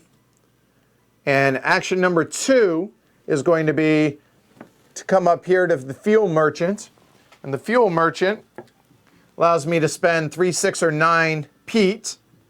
And I will go ahead and spend 9 peat for 10 coins. So 9 peat, or 9 peat coal, I should say, for 10 coins. And there's 25 plus 4. End of the round, that goes. This comes back. These guys come off. Good. All right.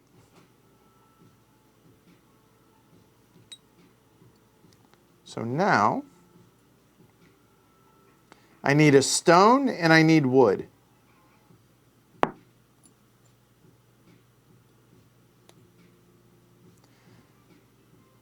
All right, action number 1.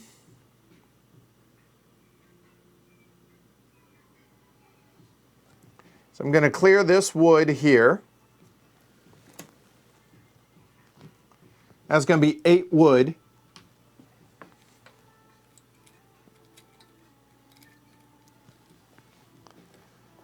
Three, 4, 5, 6, 7, 8 wood.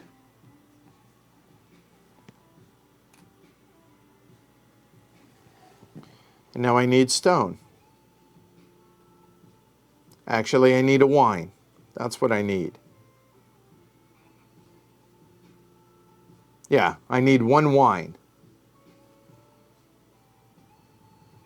How can I get a single damn wine? Had I not covered those, that would have been able to get me a wine. Oh.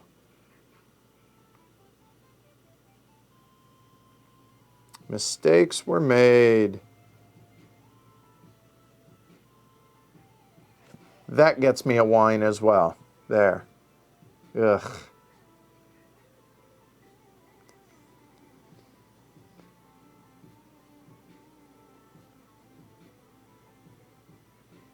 That also would get me a wine.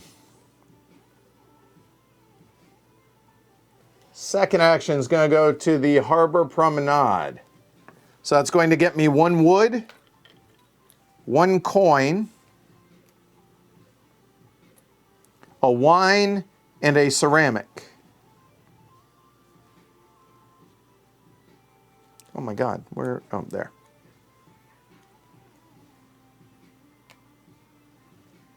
That's both my actions. Done. That comes back. I guess we're going to get animals, because Are we? Do I care if that goes away?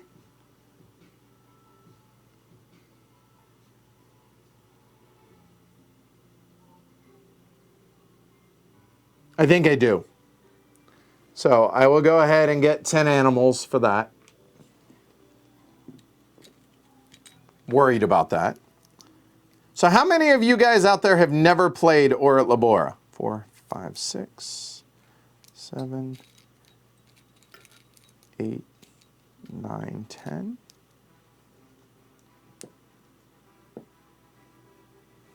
That's a lot of animals. I think we're good on food. And then the next action is I'm going to spend 25 gold, which that's 10 points, to build the palace. And the palace is going to go up there. It's got to be on a hillside. And then I just built that. So I will spend 1 wine, which activates it. You're allowed to do this 1 time. Use any occupied building. And I'm going to use that to get 3 stone there with his.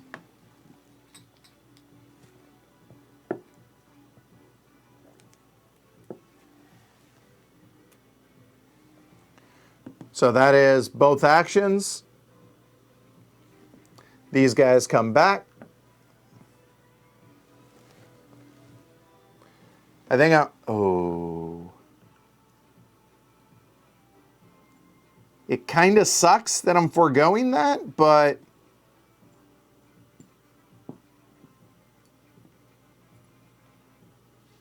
here we go. So I'm going to build the castle.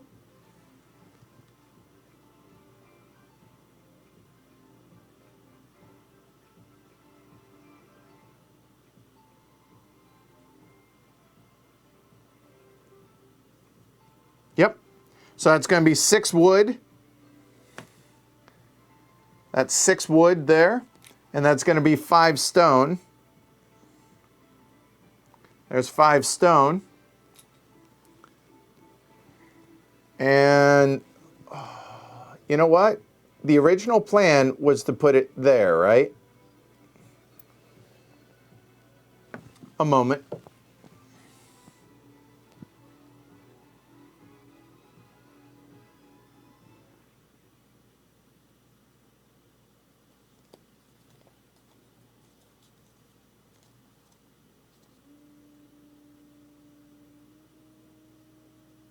Nope. It is not going to go there. Oh. One more thing. Hold on.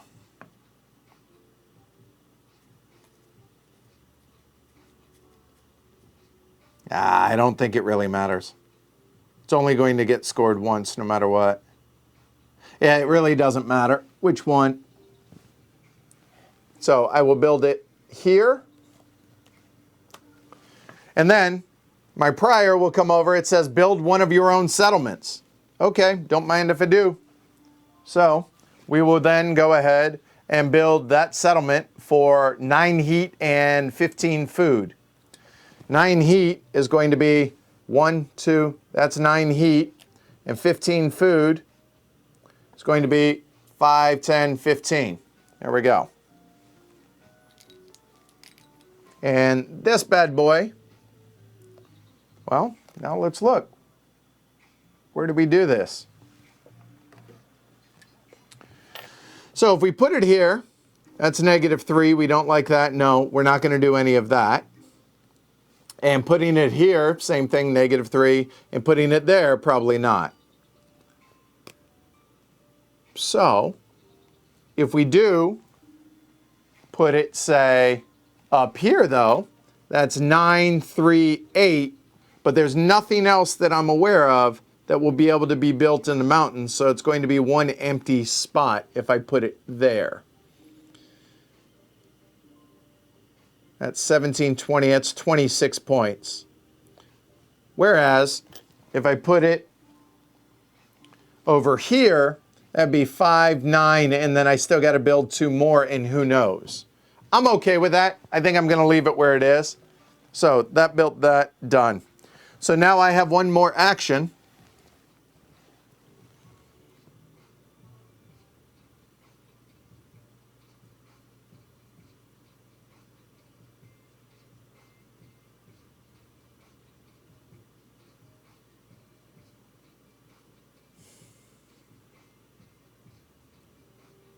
I mean, that's worth 12, that's worth 11. Although this has to be on a coast, I would have to buy another coastline to be able to place that.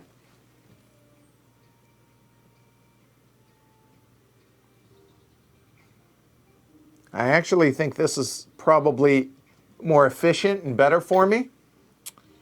Oh, a lot of you guys have never played this. Good. All right, well, hopefully this helps. So that's going to be worth 11 points. So let's go ahead and build the town estate.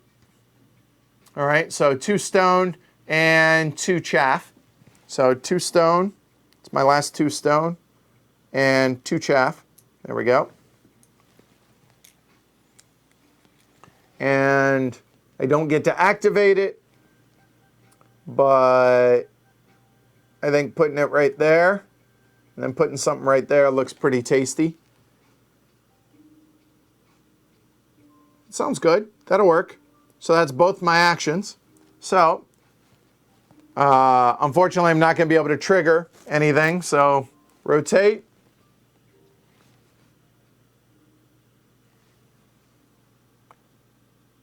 He places the last 2 buildings that are left.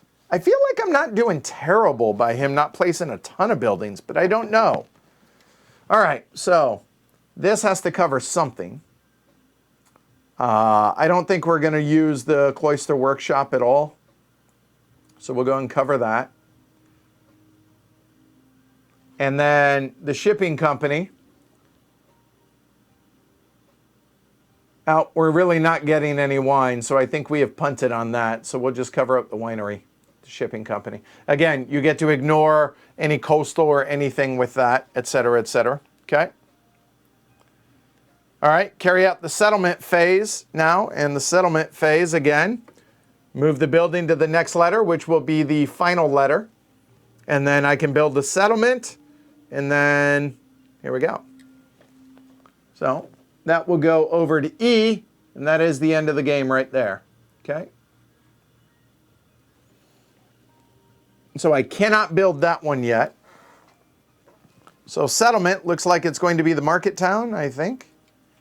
So the market town is going to be no heat, but 7 food. Okay, so that is 5, 7. Easy enough. And market town.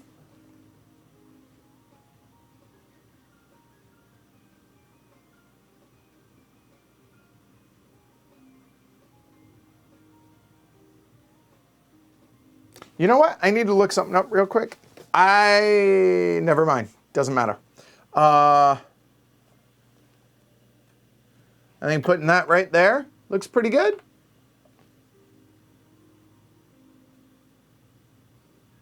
Yeah, that works. All right. So now I just got the last time, or the last one. which is the Hilltop Village, which requires 30 food. That's worth 2 apiece. These are worth 5 apiece. We're good on food.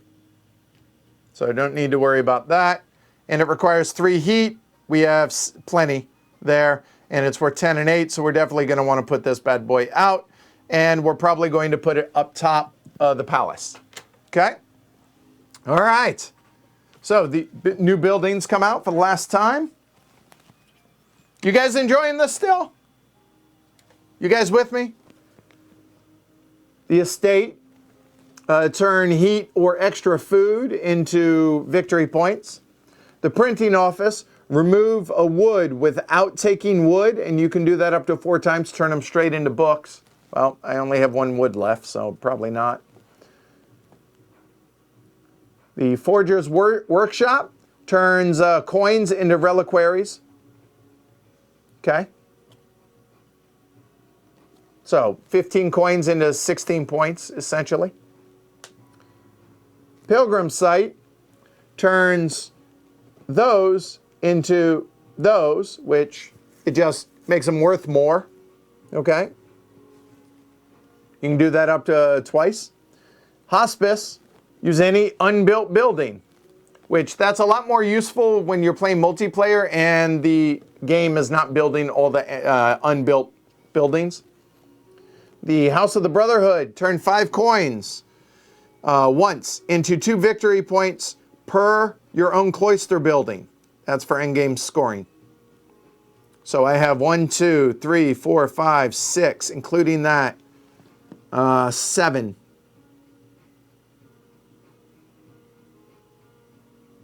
Oh, it's only 1 point in the solo game.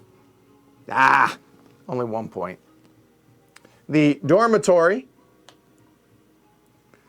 And the last card is the one I've been waiting. I couldn't remember. To get a ceramic and then turn wheat and wood into books. And then the sacristy is turn 1 of each of those into that. You can do that once. And that, folks, is why I was trying to get multiples of these. So I need 1 more ornament to be able to get 2 of those. So I want to be able to get 2 of them. All right? Good, Martha, Kevin, glad to hear it. All right, so that is going to be the focus to build for sure. So I need stone, which I can do. So that works out. All right, so my turn. We have 2 actions. So we have a total of 2, 4, 6, 8, 10, 12 actions left. All right.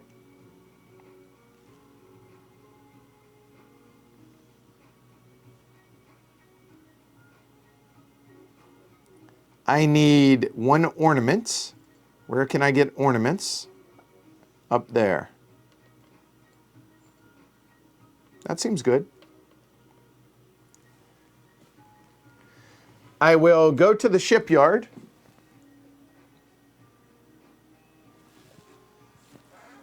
Hold on 1 second, guys. By the way, has the camera been helping you guys follow along? Am I doing a good enough job making sure you guys are seeing everything? Just feedback is appreciated. All right, so we're going to do the shipyard. So I'm going to turn in 2 wood and get an ornament and 5 coins. So 2 wood there to get an ornament and 5 coins. So 5 coins there, ornament there. And then for the second action, I will go to the priory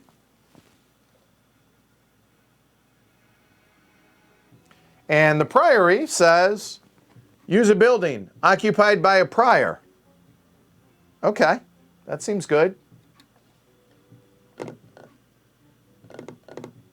Well, hell, all of a sudden, hold on 1 second. Oh, hell, you know what? Before I actually do that, I'm going to spend 6 coins.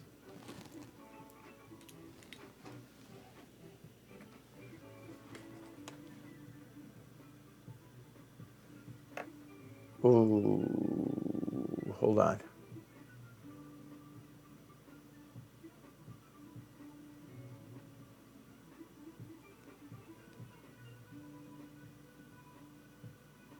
Hold on.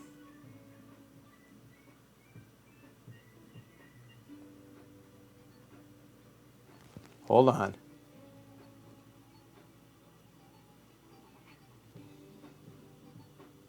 So if I put that there,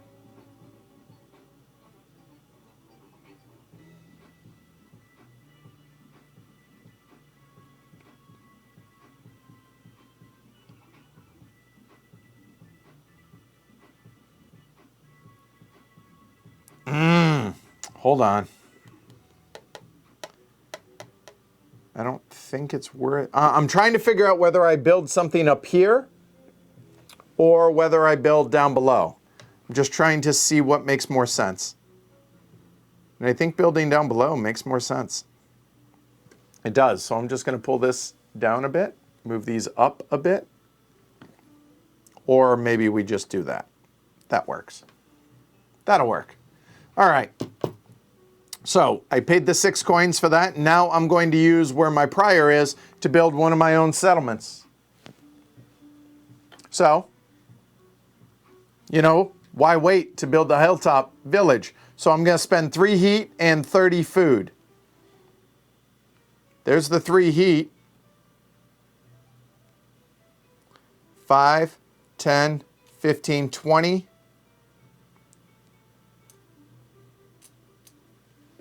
There's 30 food. There we go. So the hilltop village will go on a hilltop right there. So it's going to score here.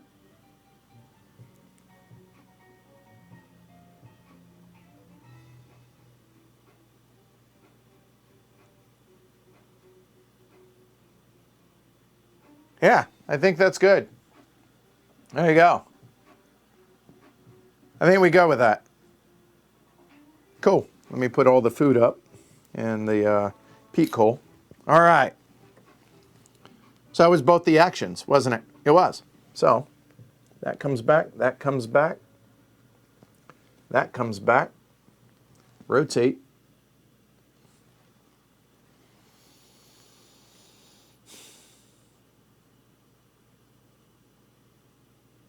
Action number 1 is going to be the priory, again, use a building occupied by a prior.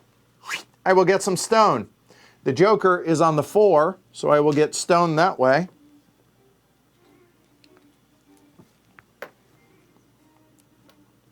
And I'm actually only going to take 1 of it because my second action is to build the sacristy.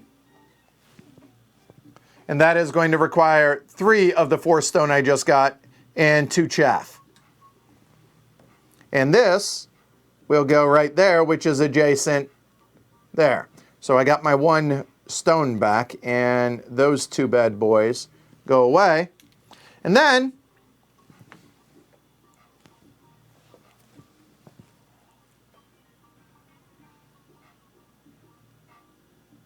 the sacristy says, turn in 1 of each of those for a 30-point marker. So 1 of those, 1 of those. So I'm turning in 12, 14, 17 points for 30 points. So I did that. So I got 1 of those.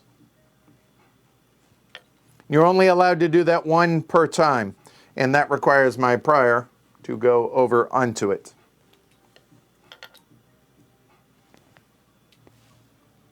All right. That was both of those actions. That was 1 and that was 2. Rotate. Do we care if we lose Clay? I mean, Clay's a good guy. I don't want to lose him, but... Oh, good call. I forgot to add a tree. There. Okay. Do I need clay for anything? I do, if I want to build those, huh? A point per cloister building, right? So that'd be 1, 2, 3, 4, 5, 6, 7, 8 points. That seems pretty good. So we're going to take some clay. There, we'll do a clay mound. That's going to be 10 clay. That'll flip over. 3, 4, 5, 6, 7, 8, 9, 10. I do love me some Ronald Yankees. And the next action is what?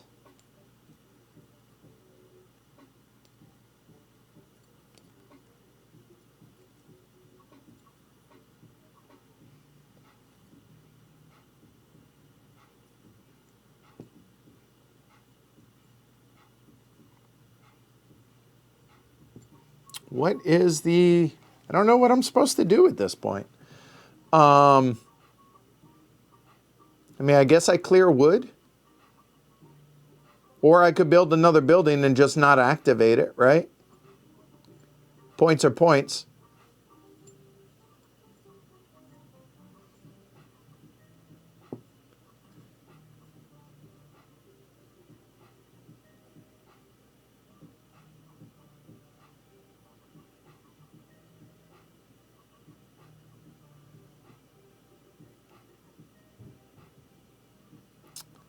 Nine goes to 12 to... No, that's better. Okay. I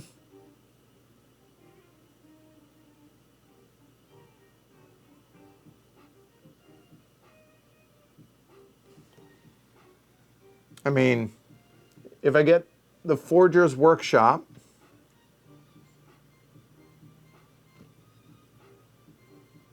I think I can build all 4 of those. So that's good. That seems good. All right.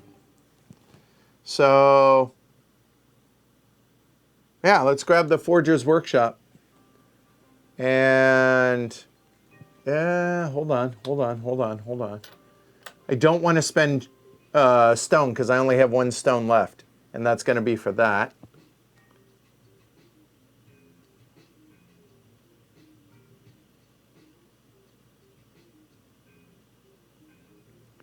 But I want to put something here and I want to put something there for sure. So it's not super sexy, but yeah, let's go and do it. We'll build the Forger's Workshop. That's going to be 2 clay and a straw. And that is both the actions. Sweep the leg. These guys come back.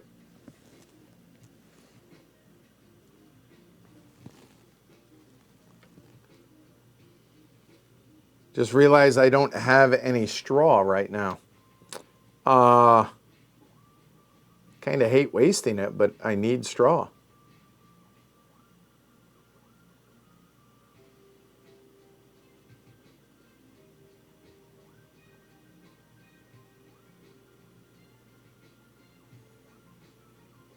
Okay, so let's get some straw. There. It's going to be 8 of it. That's action number 1. I'm sorry, grain. I'll get it right yet. Probably not. 4, 5, 6, 7, and 8.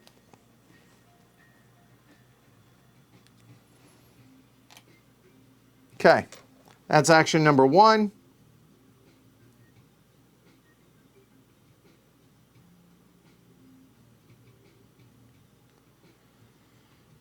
And then I will build the hospice.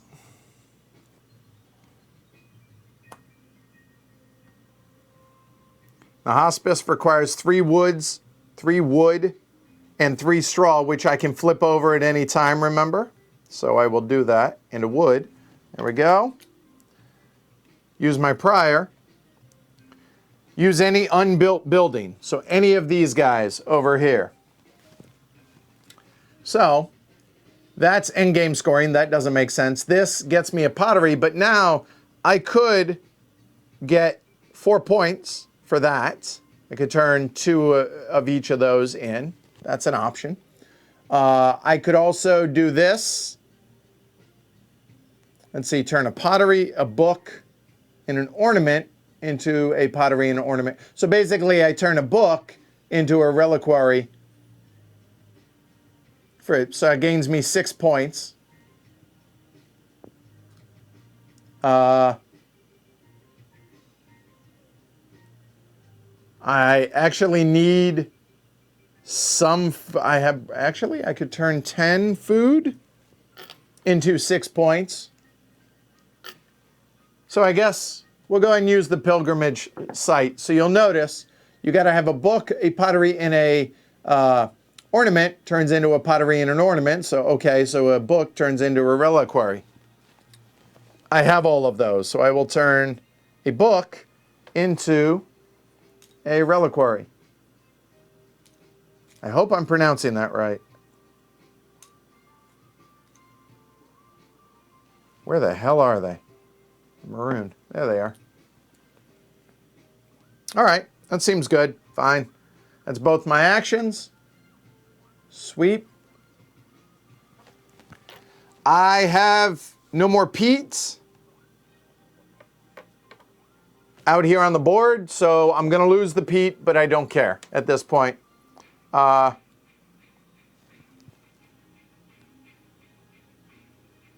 I guess you're right. I guess it's not. Hold on, let me actually read it. Nope, you're right. That's worth more points. You're right. So let me turn that reliquary back into a book. Good call. I'll keep my book. So this, I can turn 5. Oh, I don't have 5 coins. I have 4. So never mind. I will do that. Turn that book into a reliquary. Never mind. I have 4 actions left.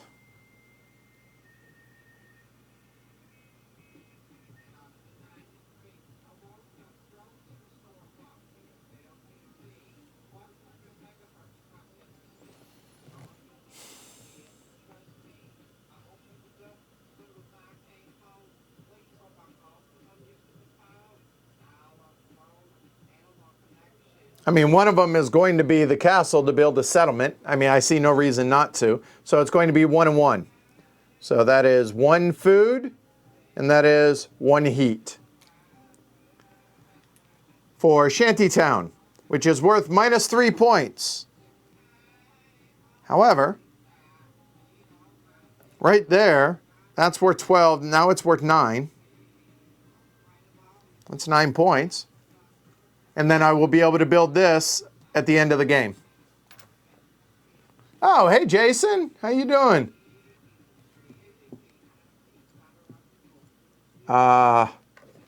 And that's 1 action.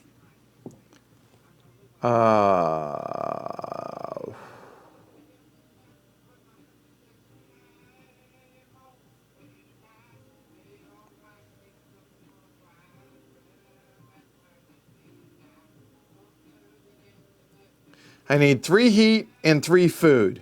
So here, I'm going to set these aside right there so I don't screw this up. They're going to be on there so I don't forget that. Because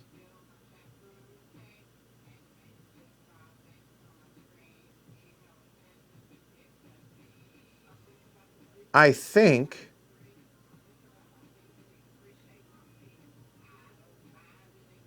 I can build both of those then. So what I'm going to do is I will spend 2 coins to have him take an action. And looking at this, the thing that makes the most sense is 4 different goods turns into a bread, which I don't care about, but 7 coins. So I need to give up 4 goods. That's going to be a wood, a clay, a wheat, and a sheep. There's 4 goods, so that's going to turn into 7 coins.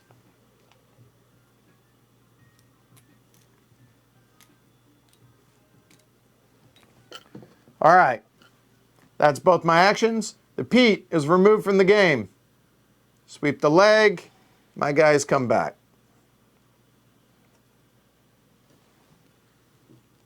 So,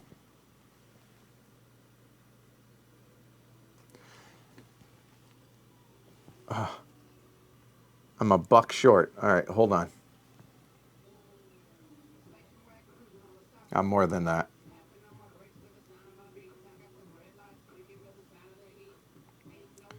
point per cloister building. 1, 2, 3, 4, 5, 6, 7, 8, 9 points. And 10 if I get that at the end. But that's worth 8 points right there.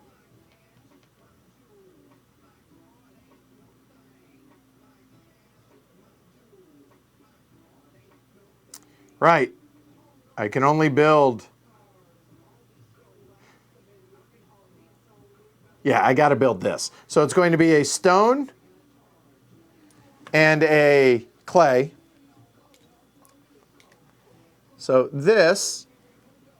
Oh, God. I can't build this, can I? Okay. So allow me a small mulligan to move this bad boy...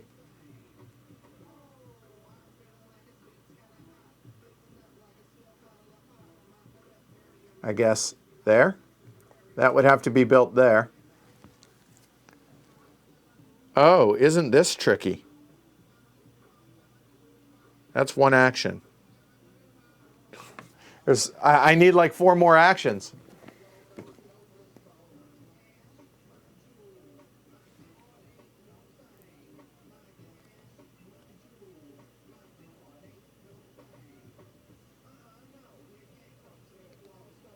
I needed to clear that. Ain't that a son of a... Wow.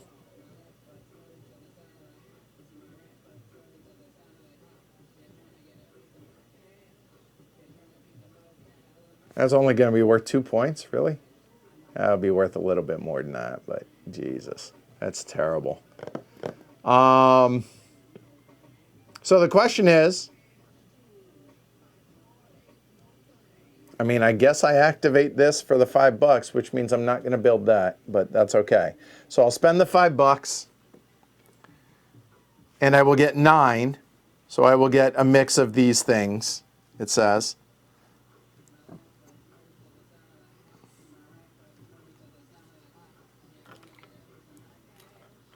There we go. I'll grab 3 of these.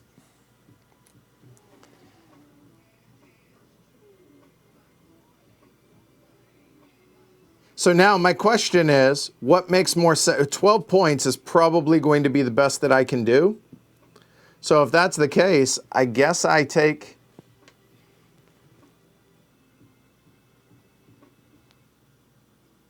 I mean, I guess where to go?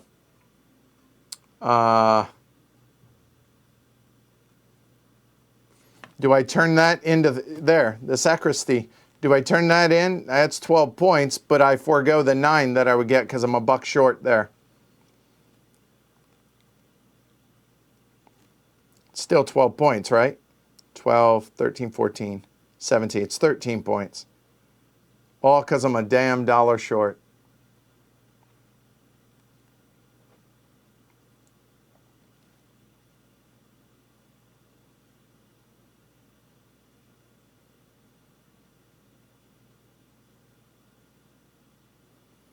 Hold on. 9, 10, that's 2, 11. And it's still going to be the best, so there we go.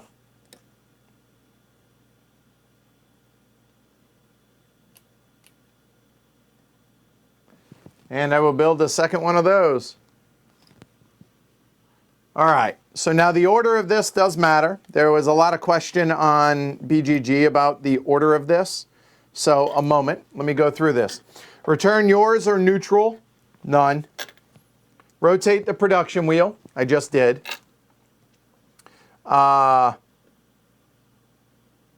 Then carry out, oh, I do get one more turn. Hold on one second, I forgot. I do get one more turn before this.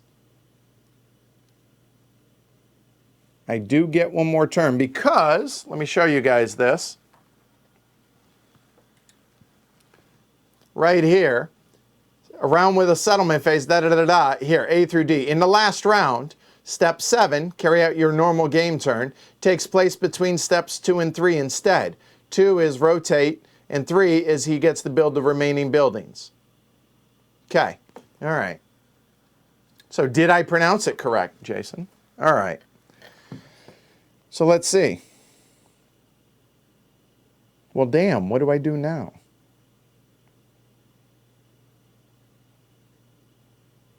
I mean, I need a coin. 1 coin, which is gross. I mean, I could build another dormitory. Or that dormitory, I should say. I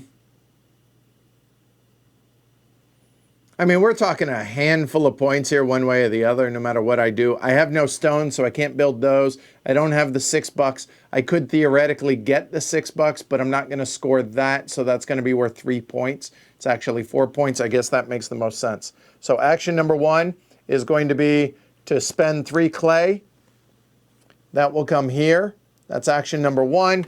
Action number 2 will then be to spend $2 to have him go there, and I'll get 10 coins.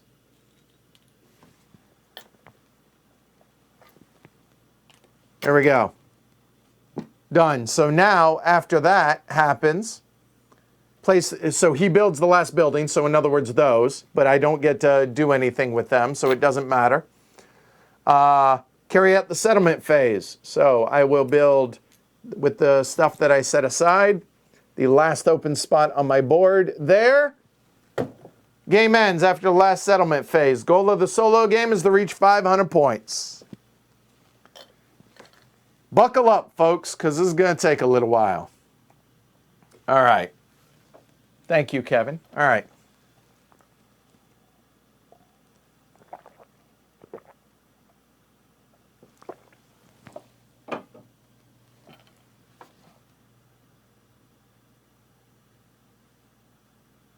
Oh. That was worth 4 points. I don't think I could have used that again. I don't think there's a way to have done that. So, all right. Let me move this stuff out of the way here. Since his game is done, and because this is going to require quite a bit of work, and so let me move this stuff out of the way. What I'm going to do is I'm going to move my board over into the center over here, okay? So that I can zoom in on everything clearly, and you guys can follow along, okay? Try and do this without completely butchering this.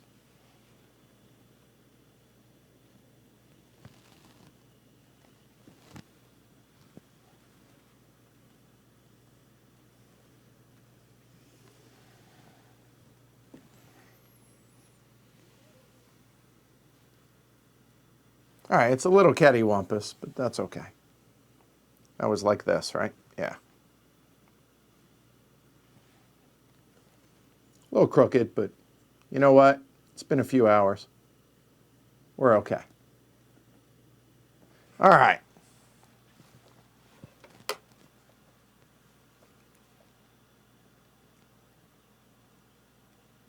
All right, blow it up if you got a big screen. Here you go.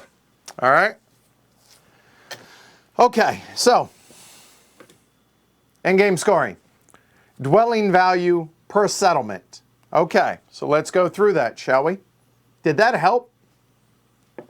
I don't know if that helped or not.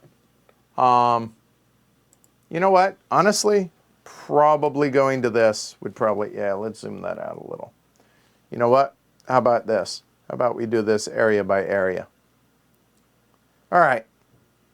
Yeah, it's a little bit better. All right, even if the FPS is messed up because of the software, but whatever. All right, so this farming village, we're not counting the shields, we're counting the red numbers, okay? So the red numbers, we're looking at -2. We're not off to a good start. We now need 502 points. So -2 and 2, so that's going to be a wash. So that's 1, that's 6 points for this settlement here. Okay, so 6. Not terribly exciting, I understand. Okay, all right. Oh, mountains go up 1. Thank you. fixed. All right. Next settlement, next line is going to be this one here. So that one looks like 2, 7, 9, 13, and 5 is 18. 18 for that one. Somebody keep a running total on this. Yes, I realize that's 24, but just work with me on this, okay? All right. So that one is done. That one is done. Now this guy, let's move that over. Okay. So that one says that's going to be worth 6, 9, 17, 17 and 9 is 26 for that settlement. All right, so that's 50, right? Yeah, I know. Can't help it. So that one's done, that one's done, that one's done. And let's go over here now.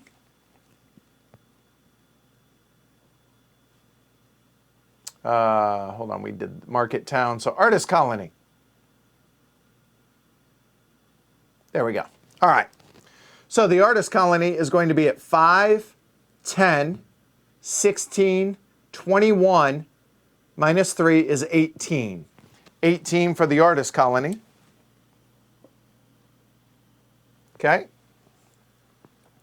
And then Shantytown is at minus 3, minus 6, plus 6. That's a wash. It's 5 points. I mean, why not? It was 5 points. But it's possible that that may have been not the most efficient use of an action. I understand.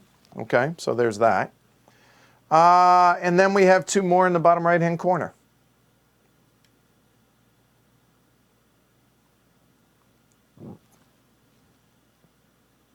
All right. There's nothing else below the Hilltop Village here. So the Hamlet is going to be 4 and 7 for 11, 27 for that.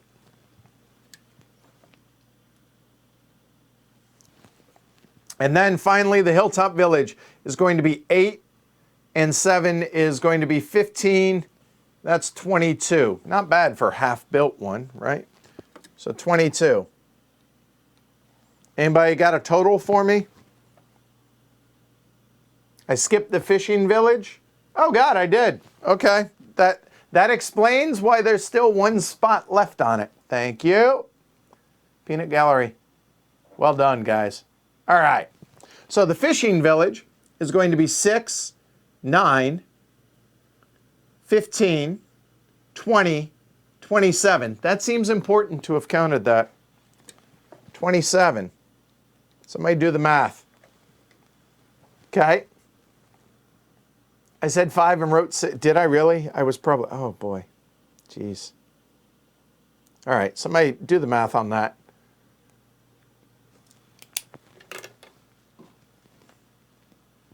All right, fine, I will. You guys are taking too long.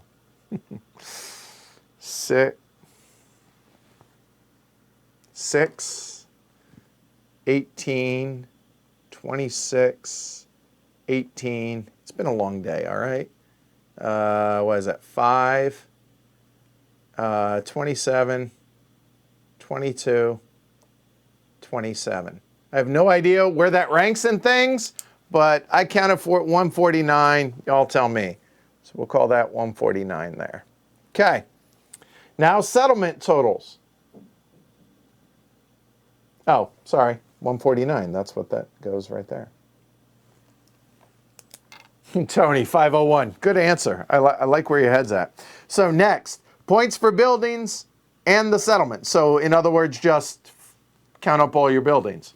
Okay.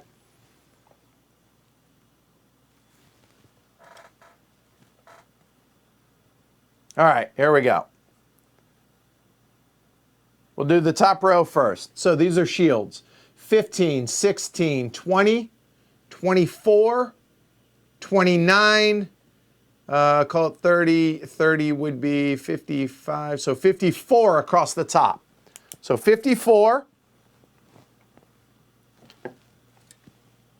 That's a good row. That seems good. Okay. So now, next row. 1, 5, 7, 10, 14, 22. That row wasn't nearly as good. Okay, so 22 on that one. Oh, wrong one, but hold on. That was the village roll. Okay, so 22 on that one, plus 22. Okay. So now, fishing village. Did I count the right numbers on that? 5, 6, 7, 10, 14, 22. I did, right? Yeah, okay.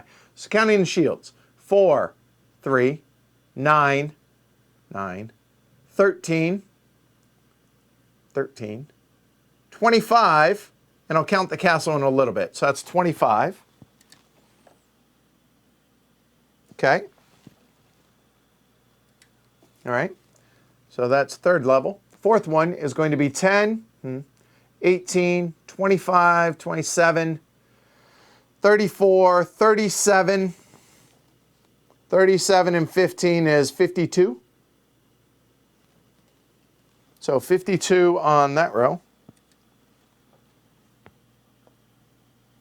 Okay. And the bottom row, you're looking at 3, 16, 26 for that. 179. I don't like our chances. All right, so now for goods.